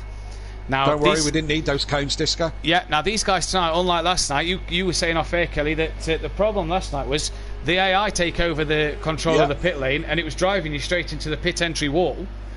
Yes. Tonight, these guys have to do it on their own. Peaceful also pits at the same time. Yes, the AI last night for everybody, or mostly everybody, would crash you into the wall as you came into the pit, and would crash you in the wall as you left your pit box. I had damage on my car, only one, before I even left the pit lane, because it would just crash you straight into the wall. I said it last night. There's something, and I'm not a superstitious person or a spiritual person, but there's something about Laguna Seca on Project Cars 2. It just stuff happens. Do you know what I mean? Yes. We had 5 drive-throughs. Funny story last night. Daniel Francis left the pits in race 2, and it must have been like his 4th stop. He's put it in the chat, but it must have been like his 4th stop. Left the pits, was coming down the pit exit. His rear wing falls off, and he gets 100 damage on the rear. Yeah. Just nobody around him. Gary, there, Dan's in the pits. Yeah. So my cameras are messing around. Last night we had 5 jump starts at the beginning of the first race. 5 of them. And I was in a party with myself and 2 of the others. So that was 3 of the jump starts, and none of us kind of understood it. We didn't think we went that early. Little glitches seem to happen here at Laguna. Yeah, so we'll have to keep our eyes out. Hopefully that's not what's caused Jamie to disconnect. But Gary it's another weird one, isn't it? Yeah, it is, isn't it? If he's not having the internet problems he normally has, but yet he's had the problem where it's disconnected him. Gary! I was just about to say, was putting the pressure on Liam and started to maybe gain a bit of ground, but that has all been wiped out. Little Each is in the pits. Disco's now back up to second. That gap between Disco and Dan's been cut down 3 seconds since the pit stops. Disco has ended up with a better stop because he's 3 seconds ahead. Brought back 3 seconds the deficit between him and Dan. So the pit stops worked out better for Disco. Dan's still comfortable there with 10 seconds in hand, and Disco is very comfortable over Peaceful right at the moment, with a further nearly 10 seconds. What I'll notice down as well the is road. Peaceful jumped Little Each, so the undercut for Peaceful worked over Little Each by gaining a bit of time as well, and has got past Little Each, and Liam wasn't able to, but he's only 6 seconds off the back of Little Each. Then it'd be nice to speak with Disco, it'd be nice to speak with Peaceful.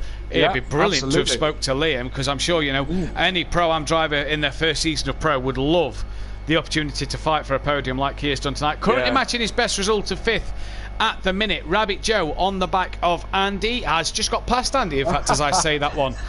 So Rabbit Joe gets that one done. Sorry, I started laughing. I just looked at the chat, and Team Prolapse, which is Nicky, which is my teammate at Prolapse. Kelly, I see a UFO last night as well. Yes, he was talking about there was something in the sky that he could see. I honestly, it's California in the desert. It's like classic X-Files kind of stuff, isn't it? Like Area 51 kind of stuff, isn't it? Weird stuff's going to happen in the desert in America, doesn't it? And Nicky was saying that he could see something in the sky. To the left-hand side as you went up the hill, he could see it like a UFO type thing. Oh, it's all very spooky and weird at Laguna, I'm telling you. Disco McDisco face there, lapping in a 24 dead, 2/10 quicker than Peaceful Explosion. Dan obviously on his outlap out the pits. That gap has pretty much stayed around about the early 10-second, late 9-second mark between Dan and Disco McDisco face then.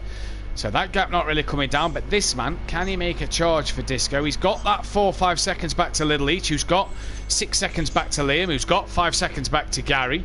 Is Andy? Oh, what now? What's happened to Andy here, back in the pit lane? I don't know. I'm not seeing it again. As soon as I go to anybody on the pits, I just get. Oh, he's missed his pit box.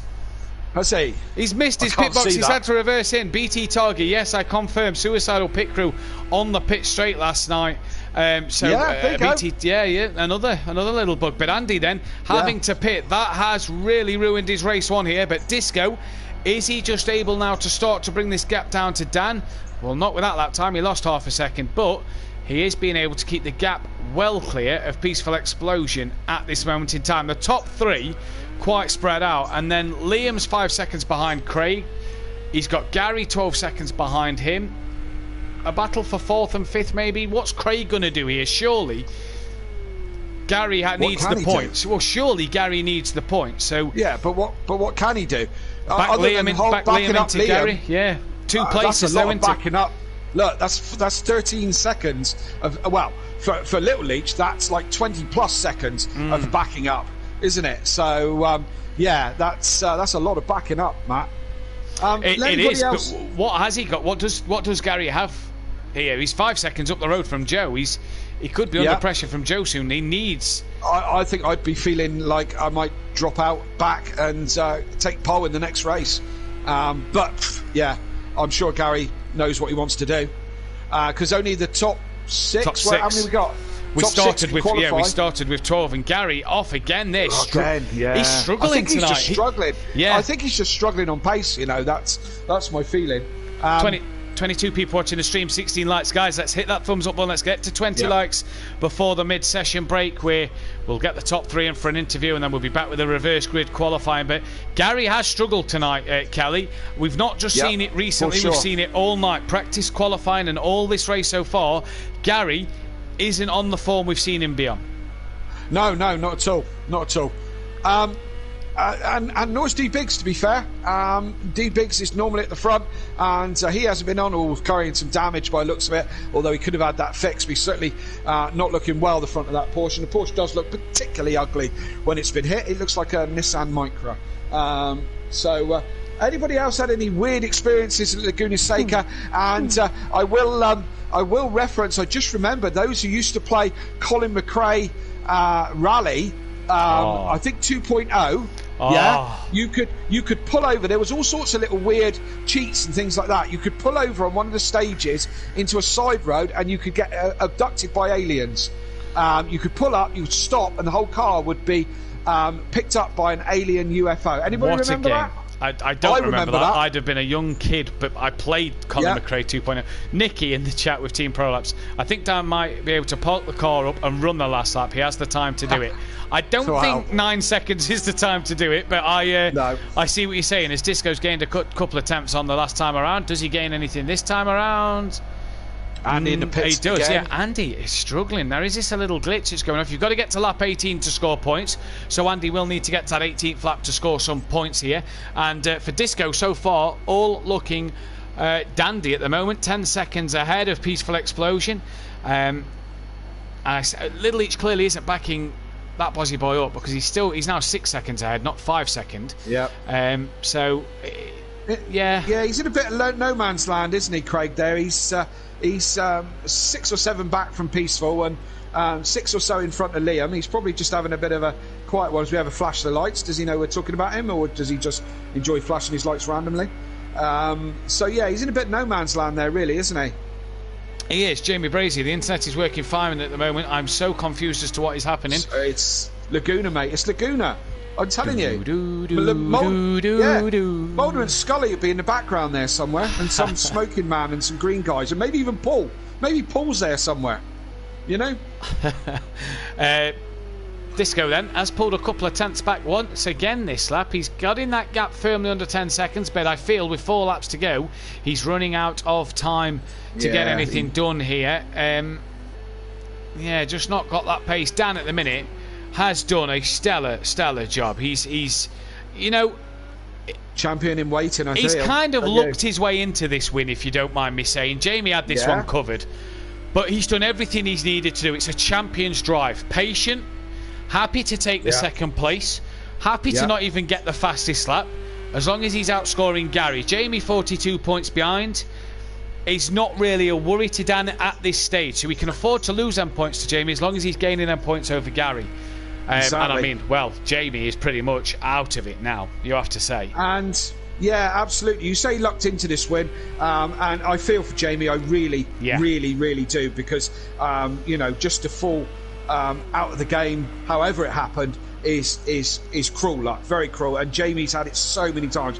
I do feel for him, but to finish first you've got to finish. Oh, 100%. So, 100%. and Dan's doing just that. Mr. Consistent, as I said, taught him everything I know. You know, he's doing exactly the job he wants. One of his heroes growing up was Fernando Alonso, who was another man who played the long game, played the championship game, and played with his head. You know. So Dan doing just that. He has extended his gap to Disco. What has happened to Disco there then? He's had a terrible lap. It looks like he's not got damage, but he's been off, definitely. You see the front of that car a bit dirty. Caught him a bit. And Peaceful is now 4.9 seconds. So Peaceful then, not only looking on for a podium, I tell you what, Liam's not really been dropped by Little Each, and was actually a couple of tenths quicker than Little Each on the last lap. Liam here can be very happy with his work today, as Peaceful laps Welshie there then. He couldn't get a second, could he? Well, yeah, I don't think. I think Disco might have something to say about that, and probably Peaceful is just rolling round, holding station, and just bringing it home for a podium. It's been a while for him, and if I was him, I would just be bringing it home and enjoying the spoils of a podium. Not had a podium this season as Peaceful. Monkey Boy had one. The Mercedes has only had one podium this year, and that's all the way back in. I'm toying with trying the Mercedes for next year. Oh. Monkey Boy had a podium, race 2 of Hockenheim, so all the way back at the 6th round of the season. We're now at round 19, so it's been a long time since the Mercedes has been on the podium in the Pro. Whose hero growing up was Matt Neal, says Jamie. I don't know, some crazy fool. Mine. I tell you what, is Disco making a few mistakes, or is he got... yes, well, he has is. now. I was going to say the gap was down to 3 seconds between Peaceful and Disco. That gap could vanish as Peaceful flies past him. Dan starts lap 21. Now, has Disco's tyres gone off? Does he have damage? Is he going to fall 7 seconds back with 2 laps to go into the clutch of Little Each? Can Peaceful get that podium done? Well, what could happen here? Let's see if he does. Another one. Sorry, Kelly. What's happened to Gary? He's dropped behind Rabbit Joe and D Biggs. Another. Yeah, and this isn't. I mean, that's a brave, optimistic move at the corkscrew. Very, very indeed, and definitely over D Biggs as well, because D Biggs knows how to defend. A little bit of frustration with Gary is there. My gosh, the two of them taking some pro-am type lines there out of this one. These two are trying really hard for 7th and 8th, but D Biggs in front of Gary is good news for Shake and Bake still, isn't it? It is. Extends their lead. Rabbit Joe as well, up into P6 now, so him and Liam, great outing for them two. What can they do? Disco's dropped a couple of seconds off the back of Peaceful here, so, you know, Little Each will want that extra place now that D-Biggs has got past Gary. Gary's still on the back of D-Biggs though. Race not over yet. Matt's actual hero is Rydell in the Volvo. Hey, I'd take that one because I used to love Rickard Rydell in the Volvo. Yeah. What a driver, what a car that was in the Super Tourers back in the day. What a massive gate coffin of a car that was, yep. Brilliant car, though. brilliant. The S40. Brilliant. Yeah, we'll have to disagree like a Honda on that one, my friend. I hated that Volvo. Hated it. Quick car and all that, but God, yeah, no. you have to tip your hat. You have to tip your hat to Rydell, though. He could drive. Oh yeah, he was an epic driver. John Cleland at that time for me. John Cleland was and James Thompson, both in the Vauxhalls. Yeah, what a team they were. John Cleland was awesome. Who actually run a dealership, a Volvo dealership. So he was being beaten by Volvos, and some weeks he would beat them in his Cavalier, and then he'd have to go to work on Monday morning and sell them. Yeah. So that talk about irony. Gary off again. Huge wiggle and a huge off for Gary. He had such a wiggle mid corner, and then just lost it. Well, couple of corrections and still couldn't hold on to it. It's like it's on like wets or something. Do you know what I mean? That one over for Gary 131 in terms of pursuing D Biggs. Dan then on the final lap of the race is coming to the final corner, and for the 19th race this season, it is going to go the way of unorthodox and back-to-back win. Oh! Well, I tell you what, it's a good job you've done that now. You've got a bit of time to have a spin and correct it. I didn't see it. I can't see it. I'm back on Liam. Right. I didn't see it either. I went to type it in on the spreadsheet, and I'd look up and Dan's in the wall. Has he gone across the line? Yes, he's just crossed the line. So let's jump back to Peaceful Explosion, and who looks like he is going to take a second place. It could have been a race win. Gary got lapped by Dan in the end. He stopped at the line to let Dan lap him, and Peaceful then will take a lovely P2. Disco, what could have been for him, but a P3 nonetheless. He'll be happy with that one. Little Leach flying the flag for Leach Motorsports at the minute. P4. Work to do for the Leachy Legends. Sorry, Leach Motorsport was last season. The Leachy Legends, work to do for them. Hats off to this man. That Buzzy Boy equaling his best result of a P5. Great drive from him, and Rabbit Joe as well. To get a P6. We didn't talk a lot about him, did we? No, he's had a quiet one and picked up places where Andy and Gary and D Biggs have sort of made mistakes. A solid P6. D Biggs 3 seconds behind, but he'll get that one done. D Biggs is going to finish 7th then. Monkey Boy's got past Andy here. Gary then a lap down, finishing in P8. Monkey Boy then will get P9. In fact, will he get P9? Yep, he's done. He'll get P9. Andy then will get P10. Yep. Andy P10. And Welshie then will bring up the rear of P11. No points for Jamie Brazier and nothing else there. Fastest lap of the race. The only man in the 22s, bar Jamie, was Dan. So Dan then, fastest man on the circuit. I will just scroll through and confirm that. Yep, Dan, the fastest man on the track. And we're going to be right back in just a moment with the driver interviews and the reverse grid qualifying. So guys, don't go anywhere. Stay here in about 5 minutes.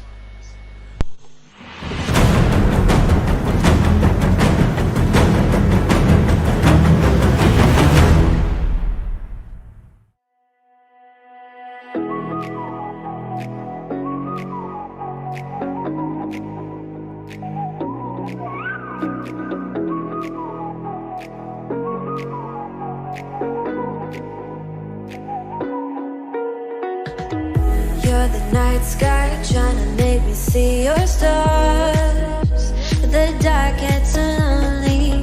Now I see violet, I can feel silence, and the dark's all that I see. When your stars are burnt out and your heart makes no sound, I'll find violet in your eyes. You'll always be my night sky.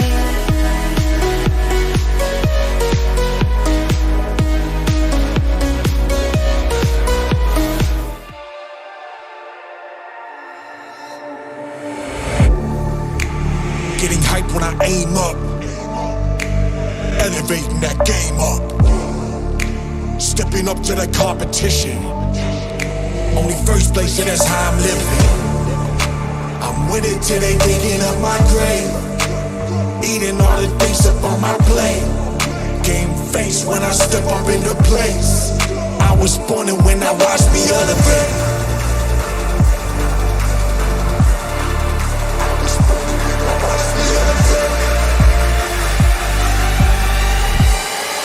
I was born and when I watched me elevate.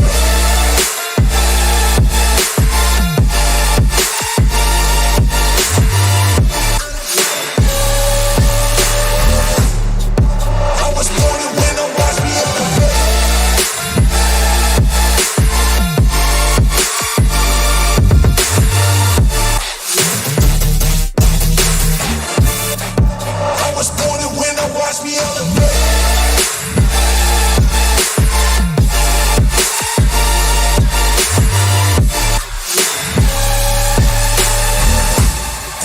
I was born and when I watch me elevate.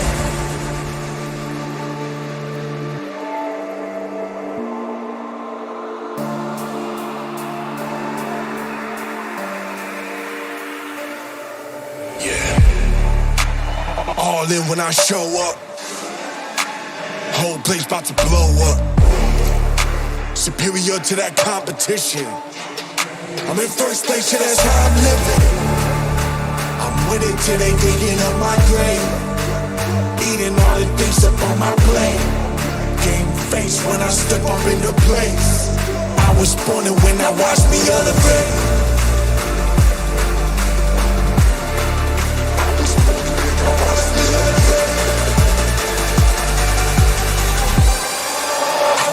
When I watch me elevate.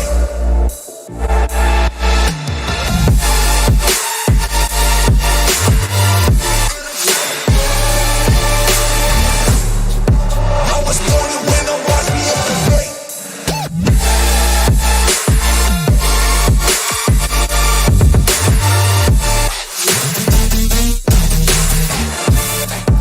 I was born and when I watch me elevate.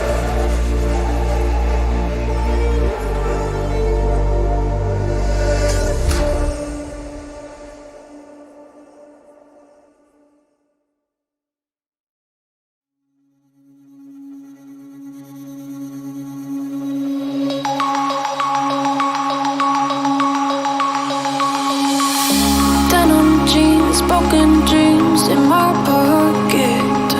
Golden thing round my neck like a locket. Carve your name in my mind, cause you caught it. You caught it. You're golden, golden. Honestly, you know it. Me under the street light at the young, so I could show you. You're golden, golden. Honestly, you're glowing. Me under the mezzanine, just so that I could show you. You're golden. Hey, you're golden. You're golden. Hey, you're golden. Golden.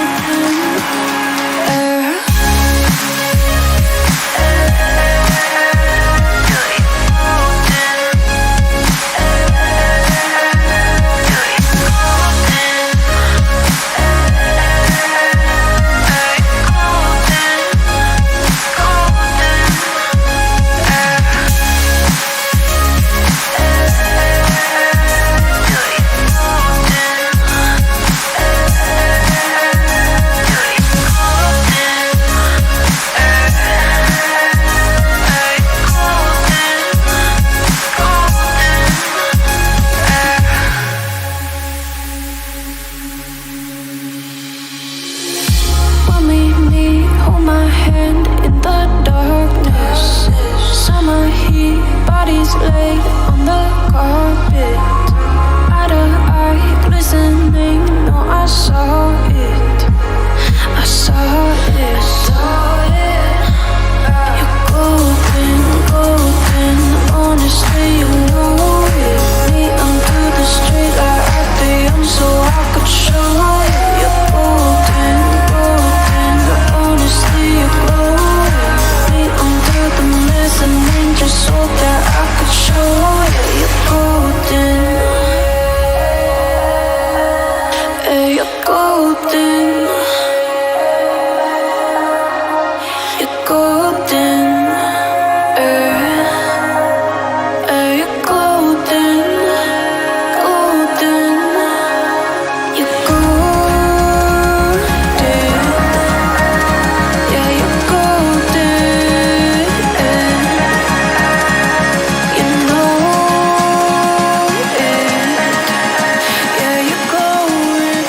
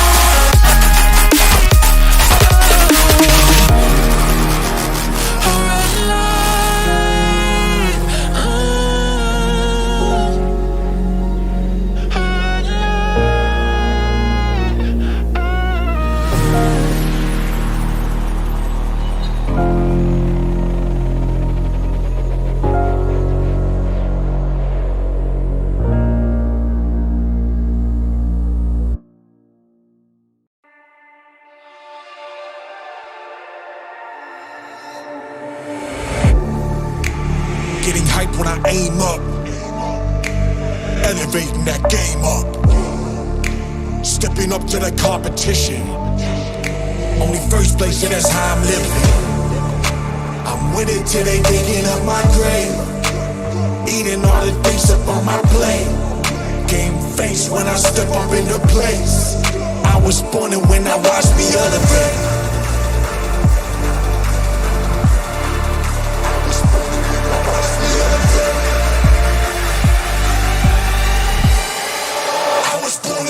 Watch me elevate.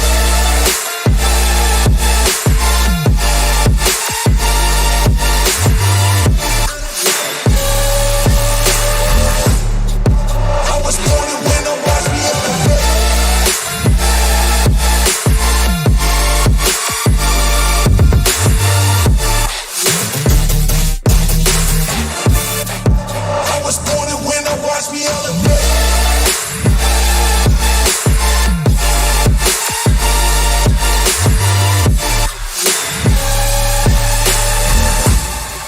I was born to win, watch me elevate.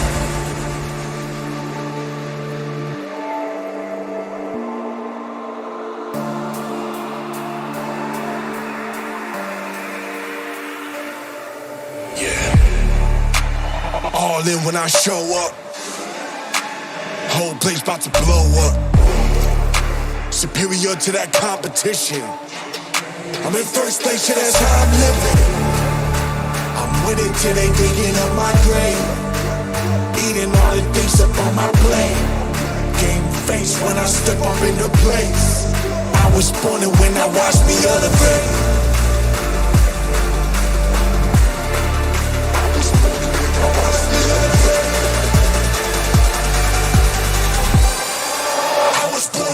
Watch me elevate.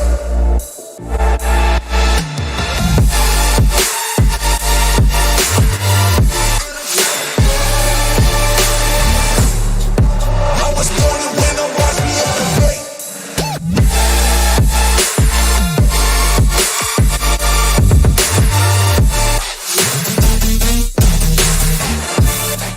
I was born to win, watch me elevate.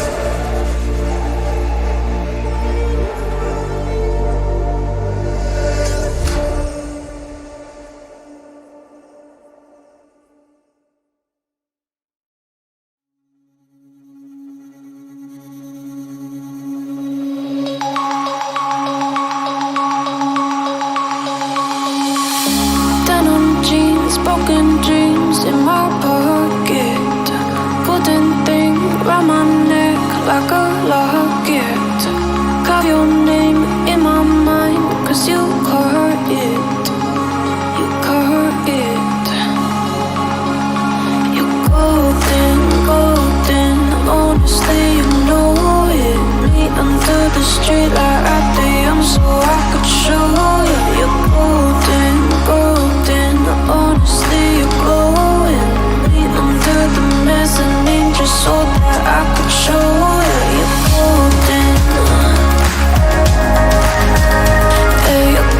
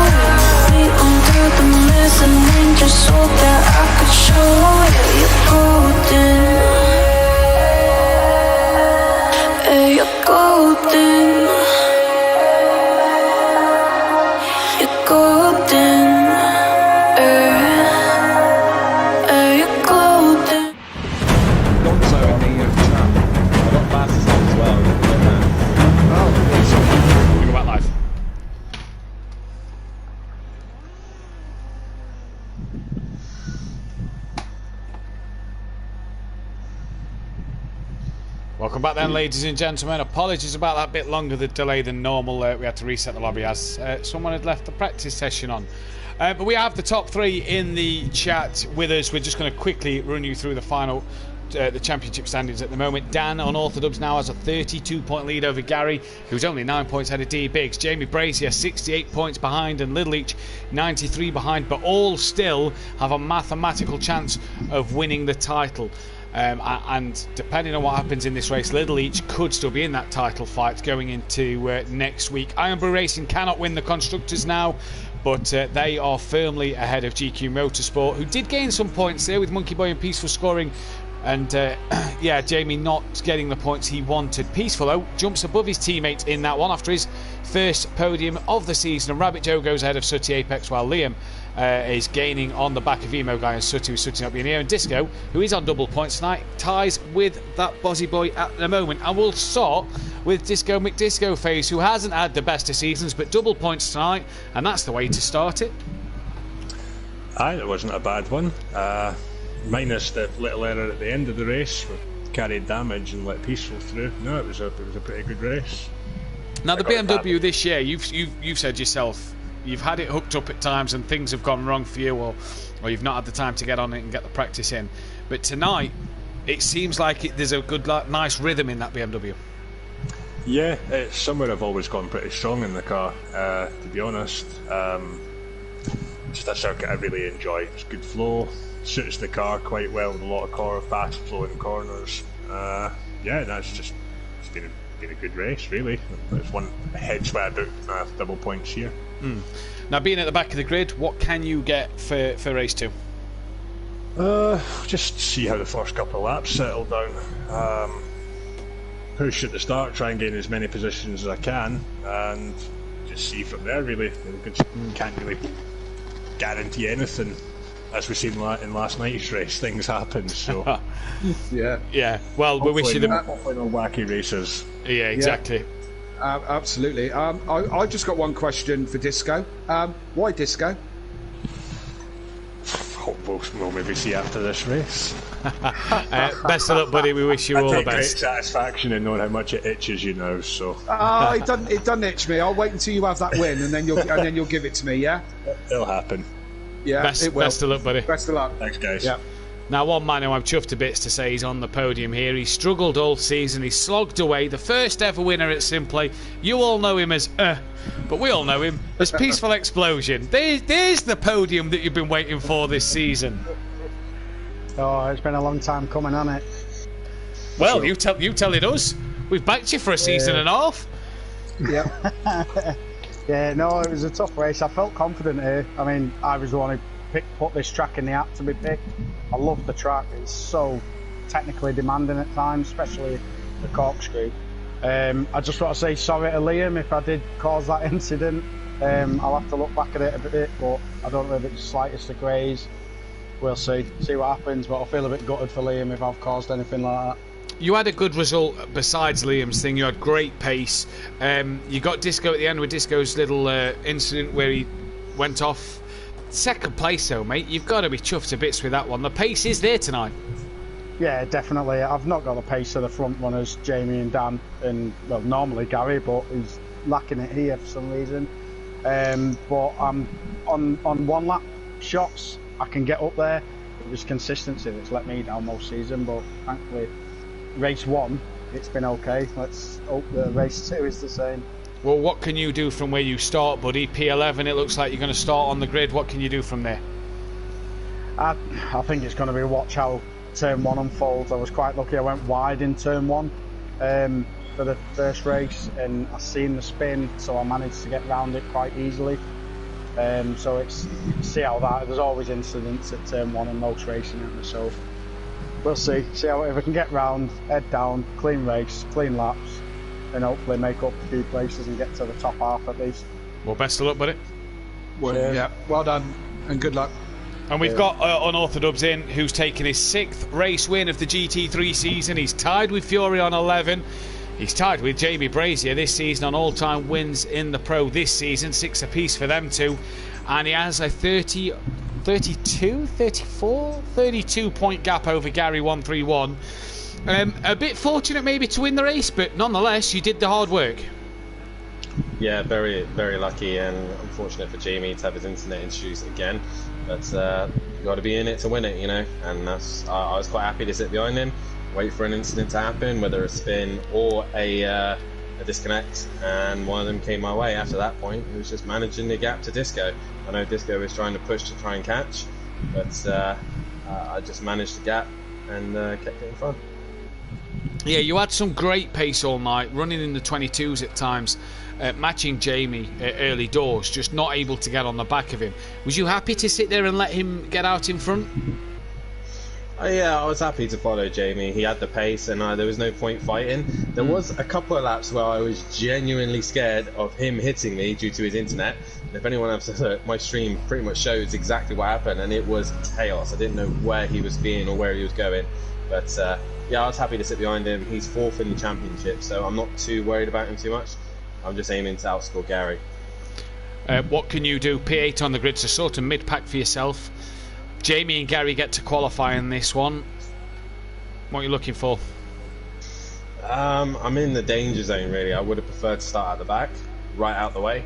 But we'll see. We'll see what happens. We'll see what happens. As long as everyone keeps it clean in the first lap, and I stay out of trouble, then we'll start picking them off one by one. But hopefully, Biggs can help me out a little bit at the front and get them to close up a little bit.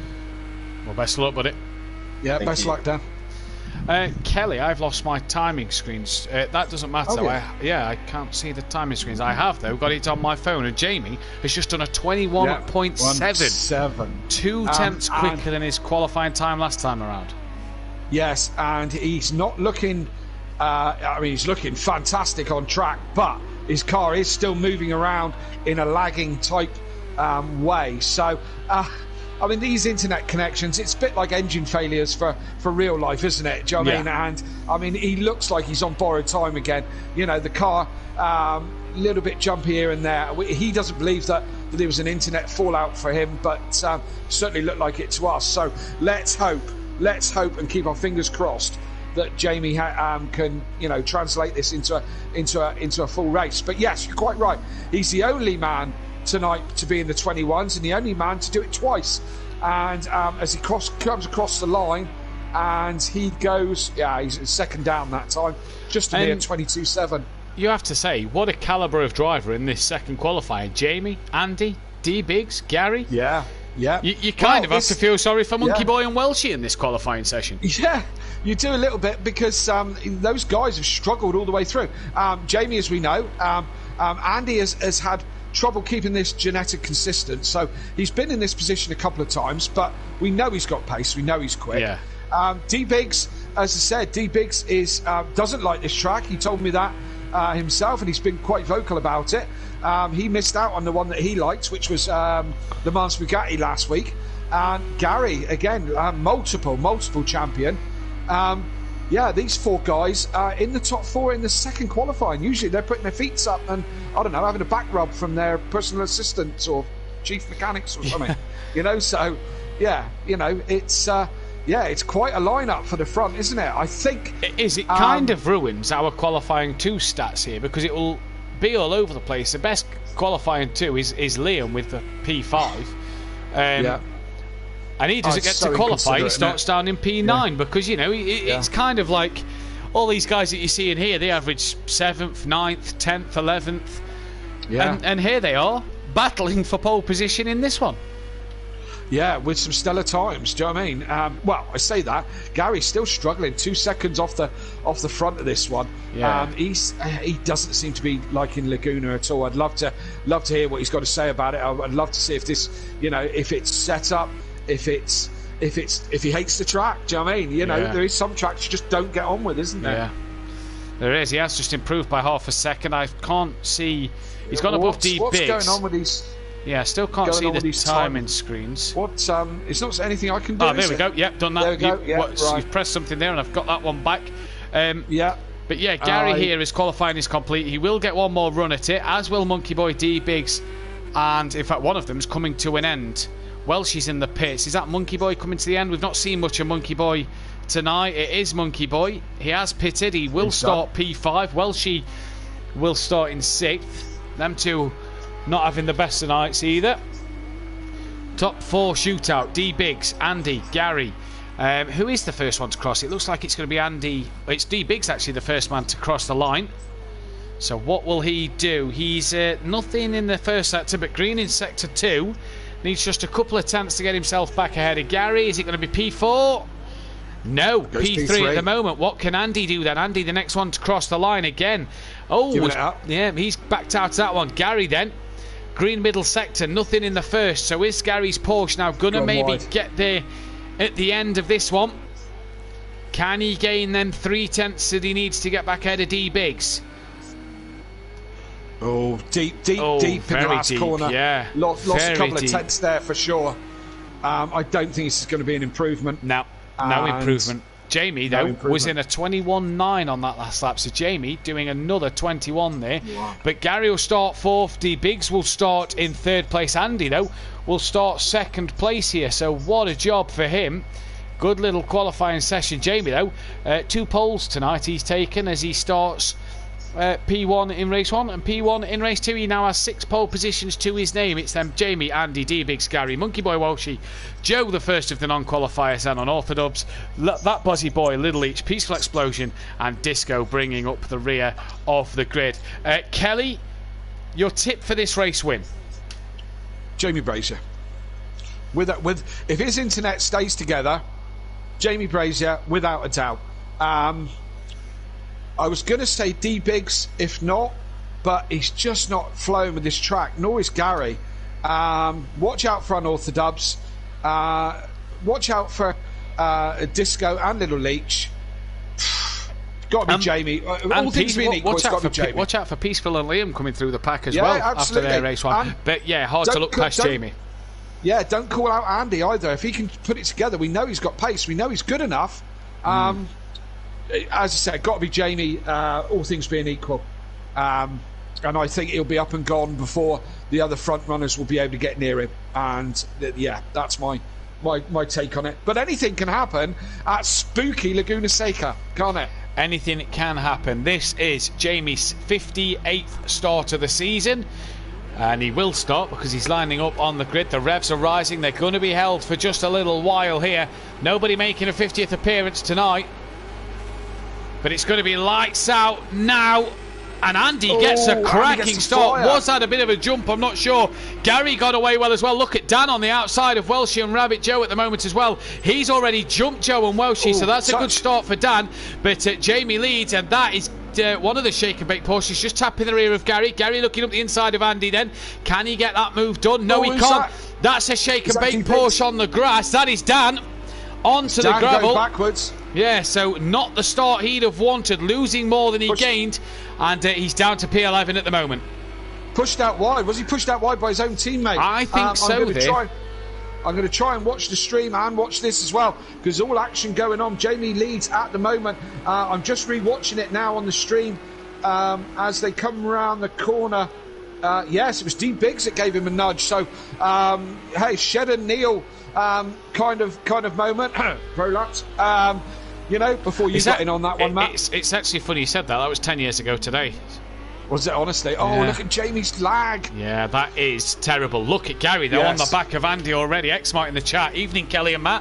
121 quali. Oh, my God, I'm scared to get into the pro, he says. Gary, then, hassling the back of Andy here, and Gary needs this result. Dan has dropped all the way back down to P12 and is 11 seconds off the lead already. Is Gary going to look up the inside of Andy then? Peaceful and Monkey Boy has run a little bit wide then, and Dan going to look up the inside of Peaceful. So what has happened to the two Mercedes? Peaceful, after a great race 1, not having the best of race 2s here, and back behind Dan. Gary, though, back at the front, starting to make moves on Andy, and he's going to look the long way round here. Can that Porsche hang it around the outside? Can he keep it pinned there? Oh, a bit of a wiggle from Andy mid-corner. There's Rabbit Joe up into 4th place, so a good start from Joe and Disco. Yeah, I was about to say P5, cracking start from P12, so ending the first lap brilliantly. Absolutely, yeah. Cracker for him. Got absolute flyer. X-Mart, if you're worried about pro pace, it's no problem. Just stay behind me for the rest of the season and it won't be a problem. Don't worry about it. So, yes, Gary on a charge, looking like a bit more pace than before. Jamie's checked out, 2 seconds up ahead, and hopefully, fingers crossed, his internet's going to get him all the way to the end or whatever's happening in this weird, strange place. But Gary still all over the back of Andy. These two have raced each other many times before, so they know how they drive. Rabbit Joe in 4th place, and a strong showing again from Rabbit Joe. Really starting to get his form, isn't he? Really is. Him and Liam starting to come good at the end of this season. Disco then in P5 with D-Big 6. Dan's now up to 9th as Liam. What's happened to Liam? He's dropped all the way down to P12, and that's not what Liam would have wanted. Oh no, we've lost Liam. We've lost him. It's that dodgy rig you lent him. It's the Laguna's curse. The Iron Brew Racing boys both have disconnected in one race or another. Now that's strange because he's at mine and on the same internet as me, and I'm having no problems. So not sure what has happened to Liam. I tell you what, it's Laguna. I can probably agree with you based off of last night's with Daniel Francis and tonight with Liam. Yeah. That is, a bit weird, that.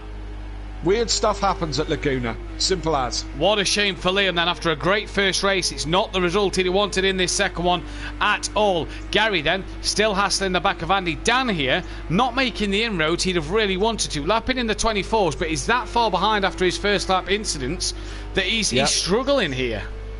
Yeah, long way to go, Matt. We've still got 19 laps. Long way to go. Yeah, absolutely. So,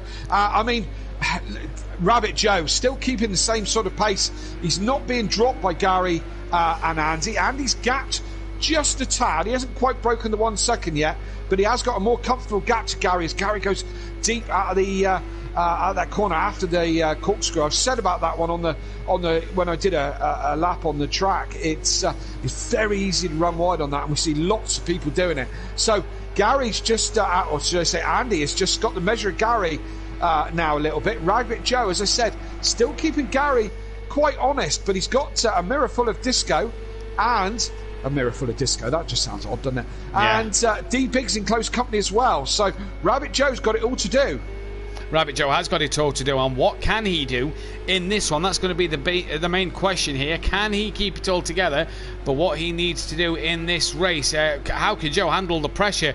Then a P6 in race 1. Can he get another good result to back up what he did at Le Mans last week? So far, so good if you're him. Gary, I don't think I'll mind a third. I know Dan's now up to 8th place, but it's points over Dan, and that's what Gary's got to be looking at if you're him at the moment in time. Yes, indeed, and what an absolutely beautiful view that Disco's got, because that Porsche is gorgeous, and then the blue one's nice. And in the blue as well. Nikki, if you're still listening, Team Prolapse, we need a change of colour, man. We need a prettier one. And the blue's not. I like the blue. Oh, Disco there having a little look, cheeky look up the inside at the corkscrew. Then cannot get that move done on Joe. That's a bit of he had a look but wasn't able to. And Gary up in front has got ahead of Andy. So has Andy made a mistake? Because Gary hasn't been close enough. Disco here though, he's going to look on the inside of Joe into the final corner. He's got the inside line. Later on the brakes, Joe very wide, and has that invited D Biggs up the inside. No, it hasn't. No, it hasn't. No. And as you rightly said, Gary had got in front of Andy. They were scrapping just in front of that battle we were watching, so they're still very close. I don't know if Andy made a mistake coming through the corkscrew. Yeah, look at his lap time down in the 25, so he's had a bit of a scruffy lap, has Andy. Yep. Where's Dan? Dan's up to 7th now, so he's got ahead of Little Each. So Little Each wasn't able to keep Dan behind him much, but Dan is about 9 seconds off his teammate D Biggs. In fact, he's 8.8 exactly. Could Liam's wheel have unplugged? Now, it was definite a disconnection problem. He was revving, the car was revving, and he just wasn't moving. Not sure what has happened. I'm sure he'll come down and tell me after this race is finished. He is upstairs in my house. Like I say, I'm not suffering. I hope he's not crying. If he is, Beth will have to go and give him a shoulder to cry on. And if he is crying, you can't blame him. He's had great pace tonight. Absolutely, and good question. Where is Beth tonight? I haven't seen her commenting anything. She's not been. She was in the chat for you last night, Kelly, but she's not here tonight. Was she? I watched the stream back today and couldn't see any of the comments in the chat. So I couldn't see it on the Simplay page either. I had to find it by the link. Joe! Bit of a wiggle out the final corner. Manages to keep it out the wall massively, but that's allowed D-Biggs through. What that does do is give Dan a bit more time to get on the back of Joe and a bit easier to catch the back of him as well. Now, how much damage did that Porsche of Dan have? Does it have any? You reckon it's got a little bit? But, well, you say that now. Looking at it now. I was going to say, looking at it, it visually doesn't look too bad. But no, I mean, his lap times wouldn't suggest. Yeah, what was you talking about? His lap times wouldn't suggest he's got damage.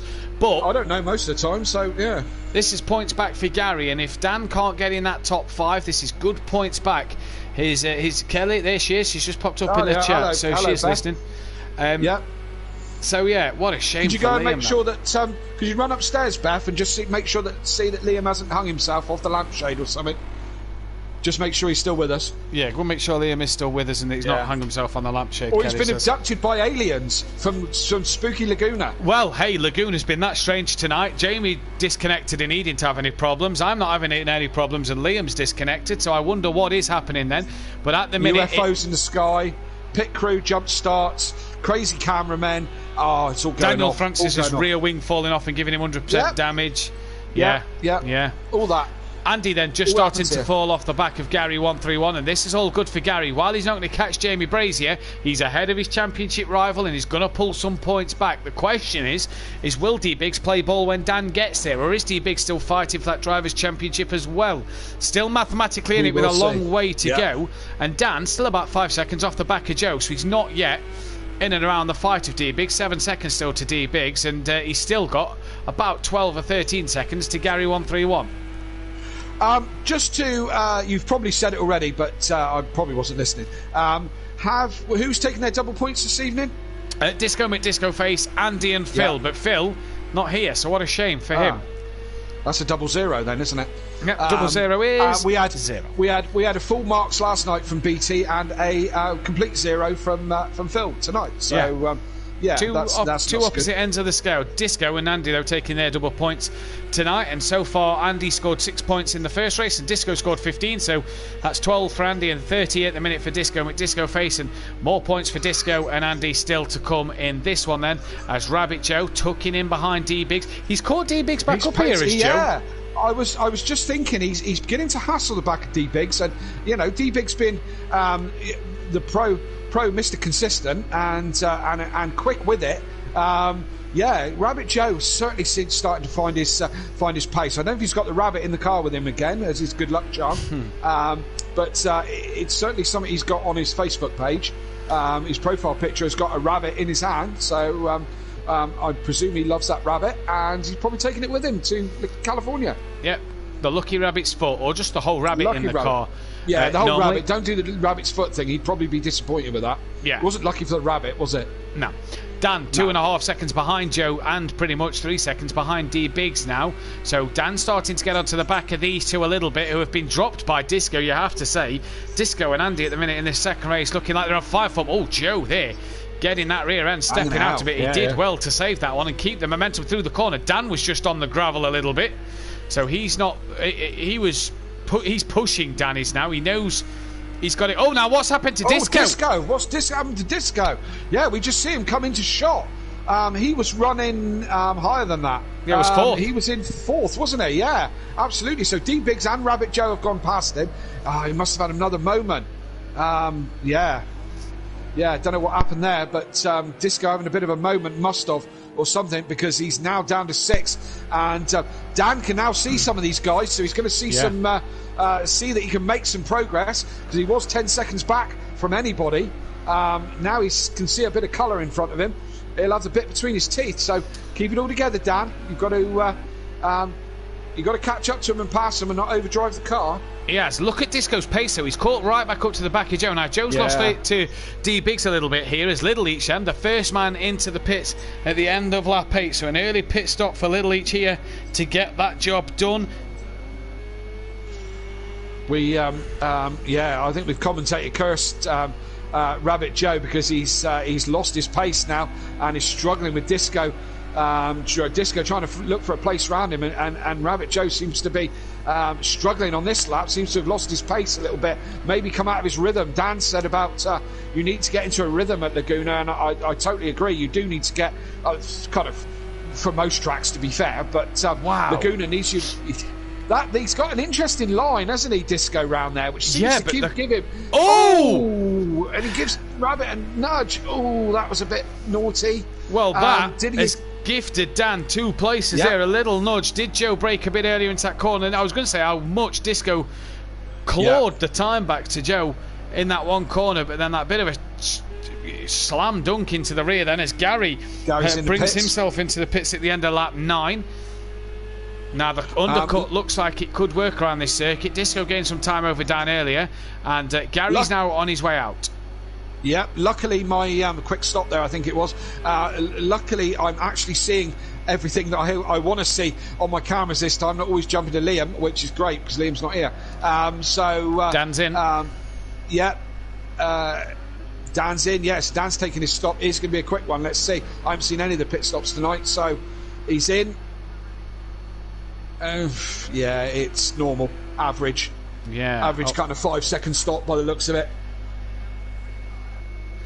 Yeah, nothing, so he's in, he's out, nothing special there. But at the minute, Gary then having the upper hand as Peaceful Joe back in front of Dan, and everybody other than Little Leach. Welsh's just come into the pits as well. So pretty much Gary, Unorthodox, Welshie, Little Leach, Monkey Boy have all stopped.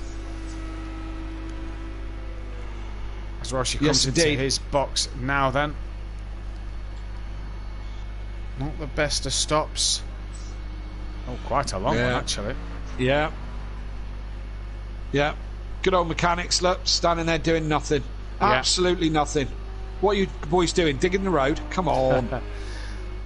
As he's away now, Andy then comes into the pits. We didn't need that cone. He was having a battle with Gary, let's not forget, so we'll have to keep our eyes on where Gary is. What's going on there? Why didn't he stop in his box? Not quite sure. Now, where is Gary on the track, Kelly? Because Andy looked like he was being released. Corner. Yeah, I think Gary's going to have him. Andy's away, but Gary's definitely going to have Andy done. He's going to have momentum. As Peaceful comes into the pits as well now then, so that should release Unorthodox back ahead of Peaceful. And he's just got Joe and Andy in between him and Gary as Peaceful heads out now. That roar is Dan coming past him on the straight. So Unorthodox back up into 7th ahead of Peaceful. Joe's got himself ahead of Andy as Andy was leaving the pit lane. There he is. And Dan, who has pitted. Rabbit Joe, who hasn't. What's going to happen here? The top 3 also haven't pitted. D-Big's up to 2nd at the moment as well. He's got about...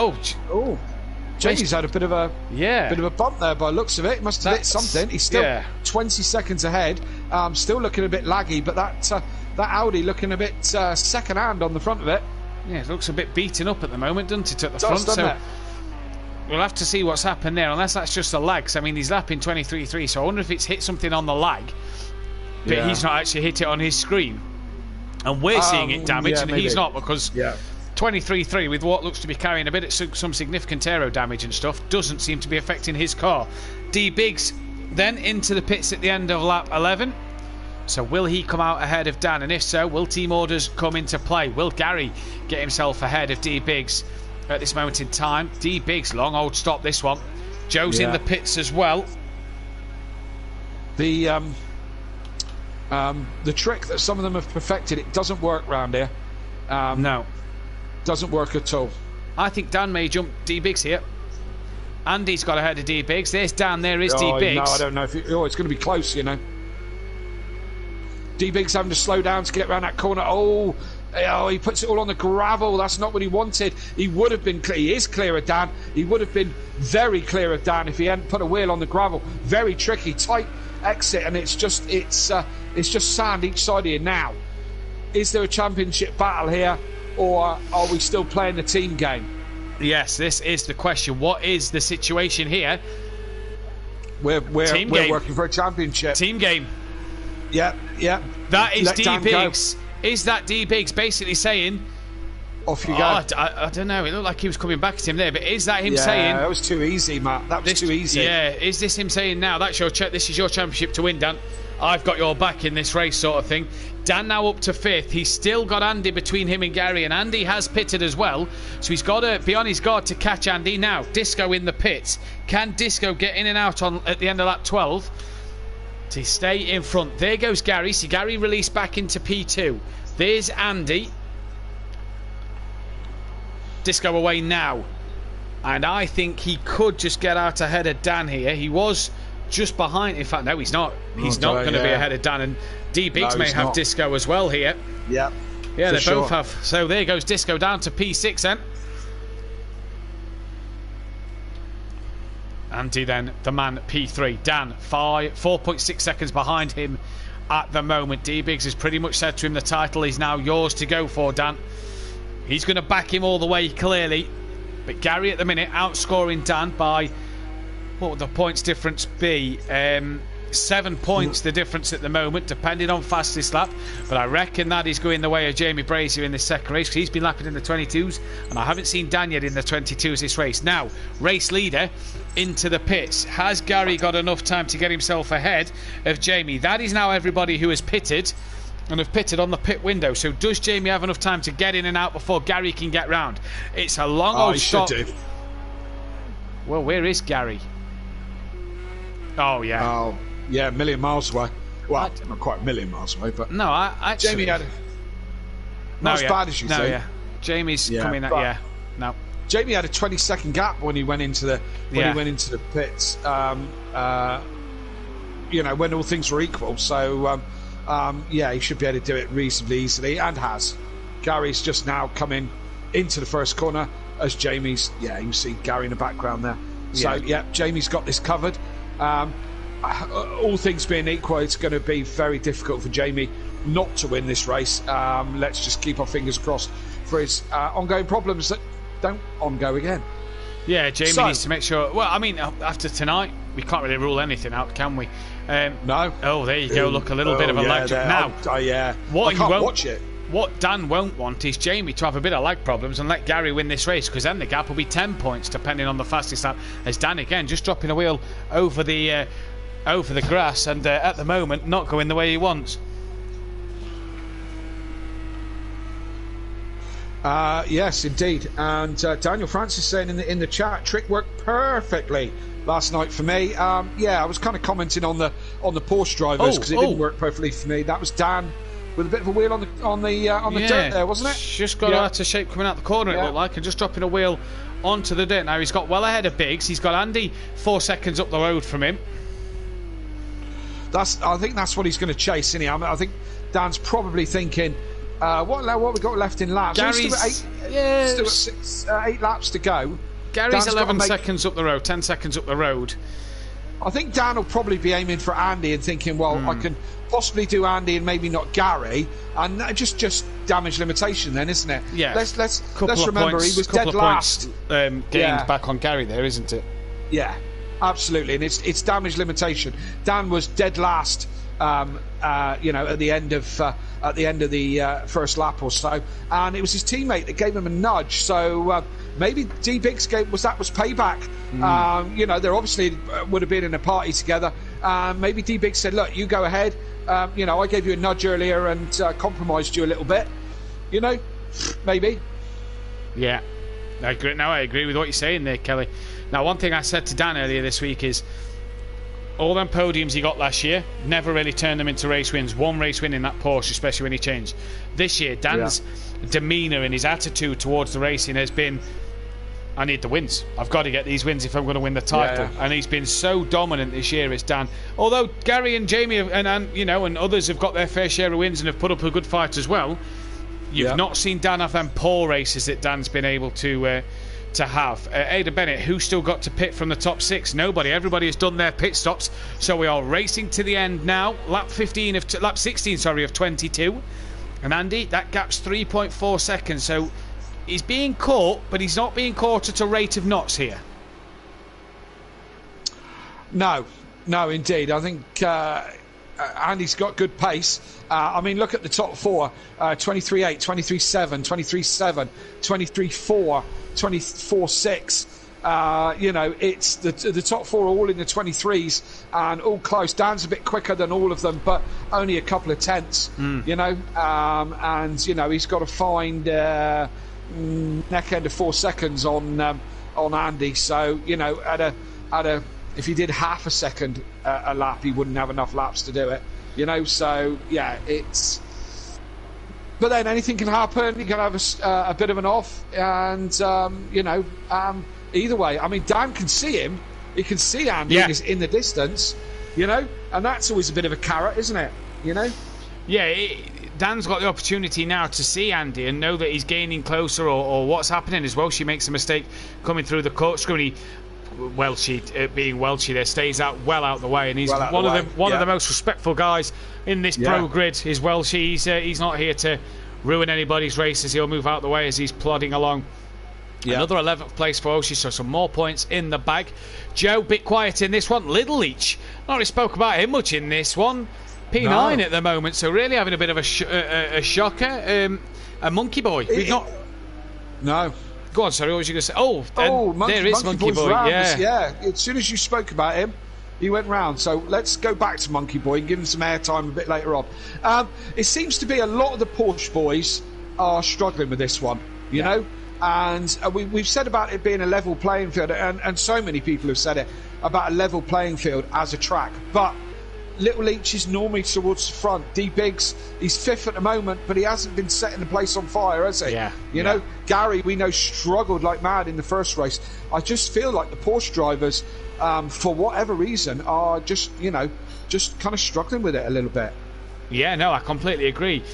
It's been Jamie's night. We've seen Andy and the Janetta do well. You've got Disco's had a good night. Peaceful had a good race one. Liam had a good race one.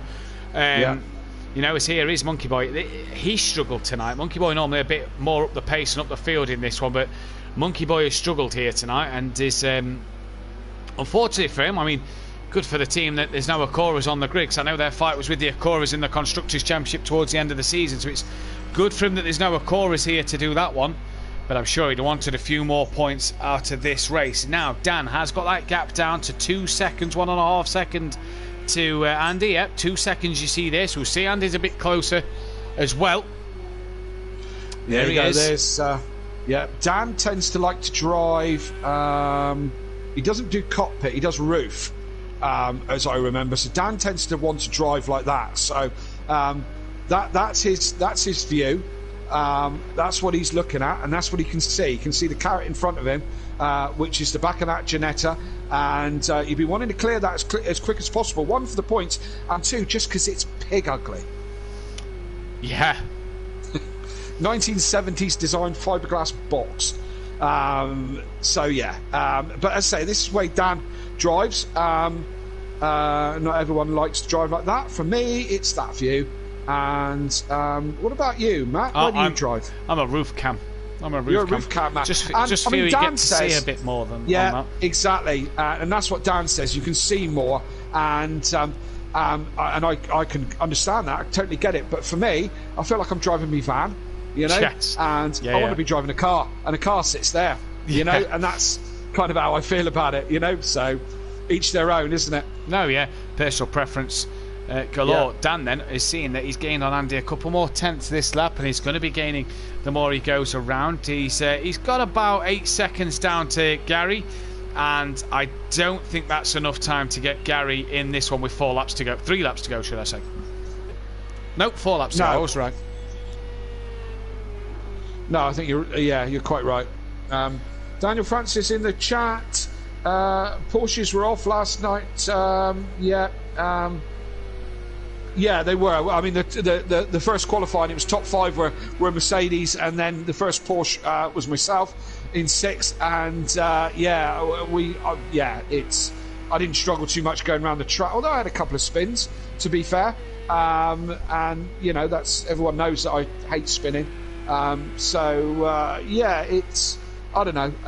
A lot of people say it's a level playing field, but Yeah. I do feel the Porsche isn't so suited as other cars. That's a lot of curb, Daniel. Yeah, that was a lot of curb there. A lot from Dan then. of curb. A lot if I'd of done that, curb. I would have been facing the wrong way. I swear to God. Dan into the 22.8. So what is Dan's fastest lap? Is he starting to drive this car a bit more to gain them points over Andy? Because I just feel he's he's taken pushing a lot his of limits. everything. Yeah, he's just kind of pushing his limits a little bit, isn't he? And I mean, Dan Yeah, will so- know what his limits are, but you don't want to hit one of and these he'll be curves and looking- lose it. Absolutely, you're quite right. And he'll be looking, and let's look, he's got 10 seconds back to Disco. So if he has a little bit of a minor spin, what's he going to lose? 5 seconds? Yeah, maybe 8. Do you know what I mean? So is he feel like he's got a bit of a comfort window to push a little bit harder? He's only got 2 laps now to catch and pass Andy. That's ambitious. He's still got 3 laps, Antics. He's got this one that's really just started for him as well. Yeah, okay. Okay, he's got 3 laps to catch and pass Andy. I still think that's possibly ambitious. But, hey, I won't argue Dan's talent. Oh, there you go. Look, just onto the Yeah. gravel, and that is something He's that could pushing. just unsettle the car there. And what he won't want in that circumstance is to just lose it. And if it flicks into the wall, and again, look, bit of a twitch mid-corner and just taking him wide onto the gravel. But Dan here, maybe it's worth just backing off again. Again, using a lot of the curb, but he's still going to give it this fight. Dan is giving everything in this championship battle this season, and at the moment he is not going to go down without a fight, and he is certainly fighting for this final podium spot away from Andy. 2.2 seconds is the gap now, but I just feel Dan might be starting to ride his luck a bit late on in this race, and one little spin, if it puts him in a wall, well, he could lose he could lose at least 2 places, and that's more points dropped to Gary. But if you don't push, then where are you? Do you know what I mean? Exactly. Well, that's Monkey Boy round at the final corner. That's allowed Andy and Dan through with no harm done there. But no, you're right. If you don't push, you don't know. And Dan is going to take this. But I argue, Kelly, a 32-point lead in the championship. To say you're only going to lose 7 or 6 points in this race, is it worth the push? Well, this is what he'll probably be weighing up as we go along, isn't it? You know, and head and heart, mate, isn't it? Head and heart. You sit there thinking, I can go faster, I can catch him. The red mist comes and you start pushing harder and harder. And I can catch him. And then other times, your head's saying, there's a championship at risk here. Yeah. Take it steady. You don't need to do it. You know? Yeah. So, I mean, it's... Who knows? Who knows what's going on in Dan's head? Only he knows. Funnily enough, going I've known on in him all his my head. life, and I don't know what's going on in his head. Rabbit Joe then has lost out to Little Each in this battle at the moment. Little Each trying to gain onto the back of Peaceful. Peaceful's not had the same pace as race 1 here. And at the minute, Dan still pushing. Just keeps running wide a little bit here and there, just touching the gravel on the outside. He does look again there he goes again. And he seems to have it under control. He does, but it only takes one moment, and he's off into the wall. And like you say, he's 13 seconds back to D Biggs, who's got himself ahead of Disco.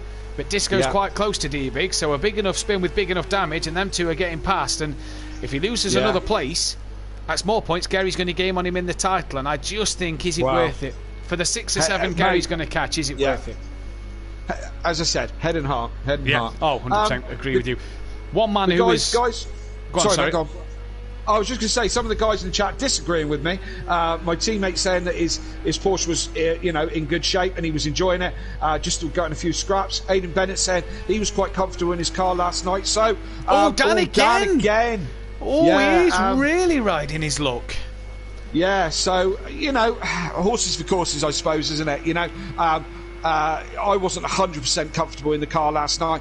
I don't see. Let's get to Jamie Brazier, because he has been a man on fire, and he's coming into that final corner. And we lost him in race 1, and Liam got a cracking P5. We've lost Liam this time round, and it may be the bug of Laguna Seca as to why we've had so many problems tonight. But this man, though, he's going to take his 7th win of the season, I do believe. He's not had a win since the first race at Le Mans Bugatti, the disappointment of race 1, and he takes it here at race 2. Gary 131 then back in 2nd place. Is that him getting back on the form books and getting back into this championship? championship. Andy has done enough to hold off Dan. What a drive for the Ginetta to get on the podium for him. Dan, though, will come home in a P4, so losing points on his championship rival, but I'm sure he will take that one at the end of the day. Yeah. Next He up, got within a D-Biggs, second. P5.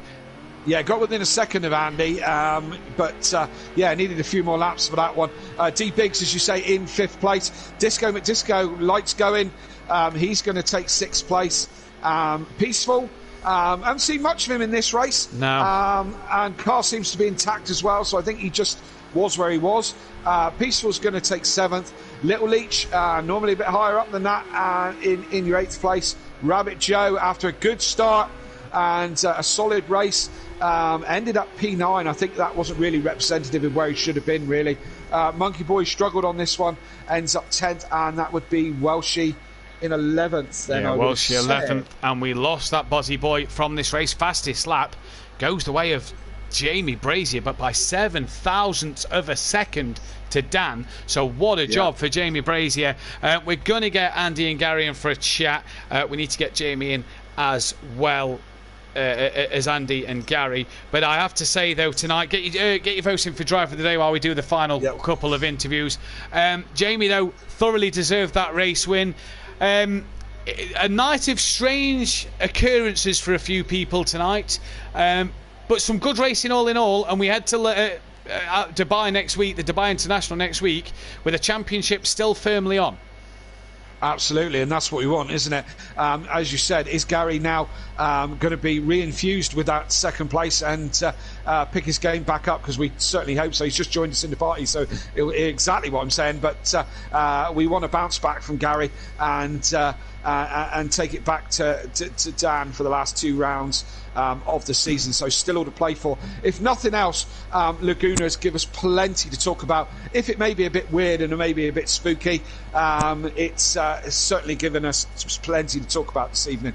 It has given us plenty to talk about. Gary then 32 behind Dan after race 1. The gap's been cut to 25 behind Dan after race 2. 4 rounds left to go. 104 points left for the title. All top 5 still in this. Little Each still hanging in there, as is Jamie and D Biggs. But as we saw tonight, is that D Biggs giving it to Dan and being his rear gunner for the rest of the season? We've got the top 3 in the chat. We're going to start with Andy. And Andy, after such a great start to this season, it's been a bit of a downer up until tonight. Good double points from you, and the Ginetta looked like a wonderful car tonight. Yeah, since the first couple of rounds, it's been really a bit of a trying time in that Ginetta, but tonight I knew I had to kind of deliver, because taking double points the last chance to do it, and obviously I'm on the cusp of dropping down to the Pro Amateur stance, so I needed a good performance tonight. First race didn't go so well. I just had to keep it going and not mess up basically in this 2nd race, so I'm really happy to have kept it together. Yeah, you had Dan gaining on you at the end there, but he just didn't have enough. You had enough to get over the line. The Ginetta for you this year has looked fantastic on 1 lap pace, but over the race it's just not come for you, has it? I'll tell you what it is, it's just over 1 lap I can sort of really pull it together, but over a race distance, I'll tell you what, it's such a handful that after a few laps you just start to lose your marbles a bit with this car, honestly.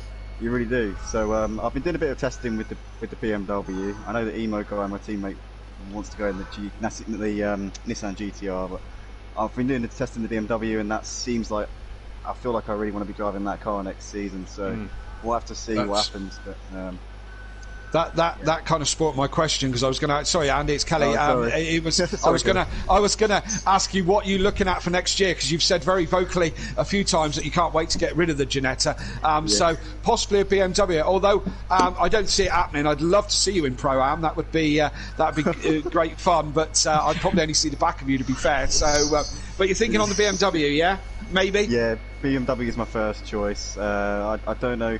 I think if Emo guy insists on going the Nissan GTR, well, there may have to be some kind of breakup, because I've got my heart set on it. I've been doing so much practice in it, honestly, over the last couple of weeks. I mean, on most tracks, I'm able to get half a second to a second quicker than the Ginetta. So for me, it'd be nice. A no-brainer. Be nice to see you competitively over the sharp end again. Hey, it'd be lovely. But tonight was a sort of a brief little fleeting return to what I'm hoping for permanently next season. So yeah. Well, good luck with that for sure. Well done, Cheers, mate, guys. and we're best luck at Dubai. We've got Gary then in for P2, and Gary, A night of two tales, really, a night of two halves. The first half, the first 45 minutes, if you will, in football terminology, you may as well have lost your job and got sacked. The second half, it's as if you've been re-signed by a new club and re-signed by a new team, and you was reinvigorated to get that podium. Yeah, I tried something in race one that clearly didn't work, but I thought I needed to gain something of an advantage to keep with Dan and Jamie. But we went back to the old faithful for the second race, and yeah, seemed to be there or thereabouts. 25 points between you and Dan, 4 races left. It's on. It's still on. Still possible, but we'll see next week. You haven't thrown in the towel yet, Gary, have you? Come on. Come on, you haven't, have you? Race one next week. I don't like Dubai. I hate the track. But I do like Imola, so we'll see how close we are getting into that one. Monza. Monza, but yeah. Monza, yeah, same thing.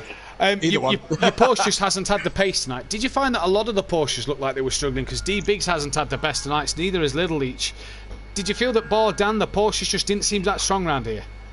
As I said, the second race, it didn't seem too far off the pace. I got held up with Andy in the first few laps, and I wish I'd have got past him a bit quicker and got him to the back of Jamie and put him under some pressure, but obviously didn't come to that. So, yeah, that's how it panned out. Well, best of luck going into Dubai. And just to add, whoever said you can't pass on the corkscrew don't know what they're talking about, because if you ask Andy, he'll tell you different. Best of luck for Dubai next week, mate. Cheers, mate. We've got Jamie in here, and Jamie, sad for you in race one, sad for your teammate tonight, Iron Brew Racing, just not having the luck. You saying it's not the internet problems. I'm not sure what Liam's problem was, because he's here and the internet seems to be running fine, so I'm not sure what his problem was. Just the spookiness of Laguna Seca, but a race win should have been 2, maybe. Yeah, it should have been 2. If I'd got the second, I'd probably still be in the championship. But now, after not scoring race 1, I think really the championship's a bit out of reach. But I just got to keep pushing until it's over. You've had the pace all night tonight. You're the only guy in the 21s in qualifying. You look like you've had mega strong pace. How gutted was you when you disconnected in that first race? I was unbelievably gutted. So I just went and checked the Wi-Fi, and it just hadn't turned off. So I don't really know what had gone on then, because the second race it seemed to be fine.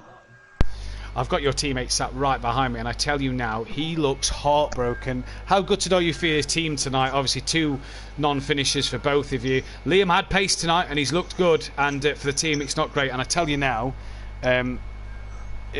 something wants to make me give him a cuddle, because he looks like he's going to cry.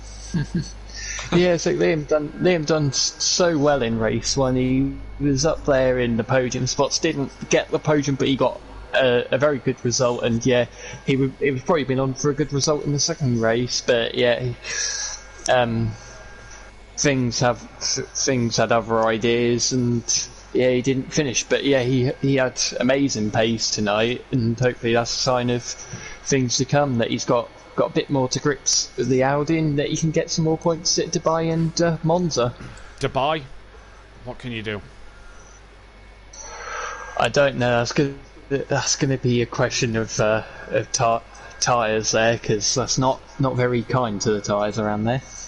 Well, best of luck next week, Jamie. Best of luck, Jamie. Well done. Kelly, don't think we need to answer the driver of the day question, because that looks like it's gone the way of Dan on Autodubs for a 4th and 3rd.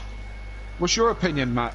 I'm going to give it to Jamie tonight. I feel that Jamie is plugged away, and bar being stripped of his connection, if you will, I think Jamie could have won both races tonight. I'm going to go with Jamie. Yeah. Yep. I was going to. I think I'm going to go with Dan, but very marginally above Jamie. And I think an honourable mention to Disco tonight. I think he had a very solid meeting for sure.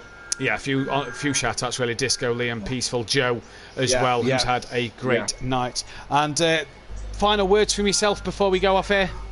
Well, Laguna Seca, what a strange week this has been, and we think that none of us have been abducted by aliens and interfered with, so let's say goodbye to Laguna and move on to Dubai. I'm looking forward to it. I like the track, not everyone does, but bring it on. I'm looking forward to some good racing. I haven't seen any sim racing on the couple of channels that I've been on at Dubai. So bring it on. Bring it on, indeed. We'll be back live tomorrow night for Watkins Glen in the GTE series, where Dan is still up for the title in that one. Can he make it another championship lead and maybe make it 3 titles in as many weeks? We'll be back next Wednesday and Thursday for the Pro and Pro-Am, like Kelly said, round Dubai at 8 PM BST.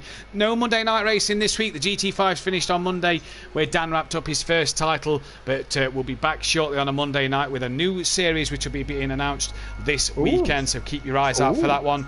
But next week, Dubai, tomorrow, Watkins Glen. From all of us here at Simplay Motorsport, thank you for tuning in. We'll catch you next time. Good night. Good night.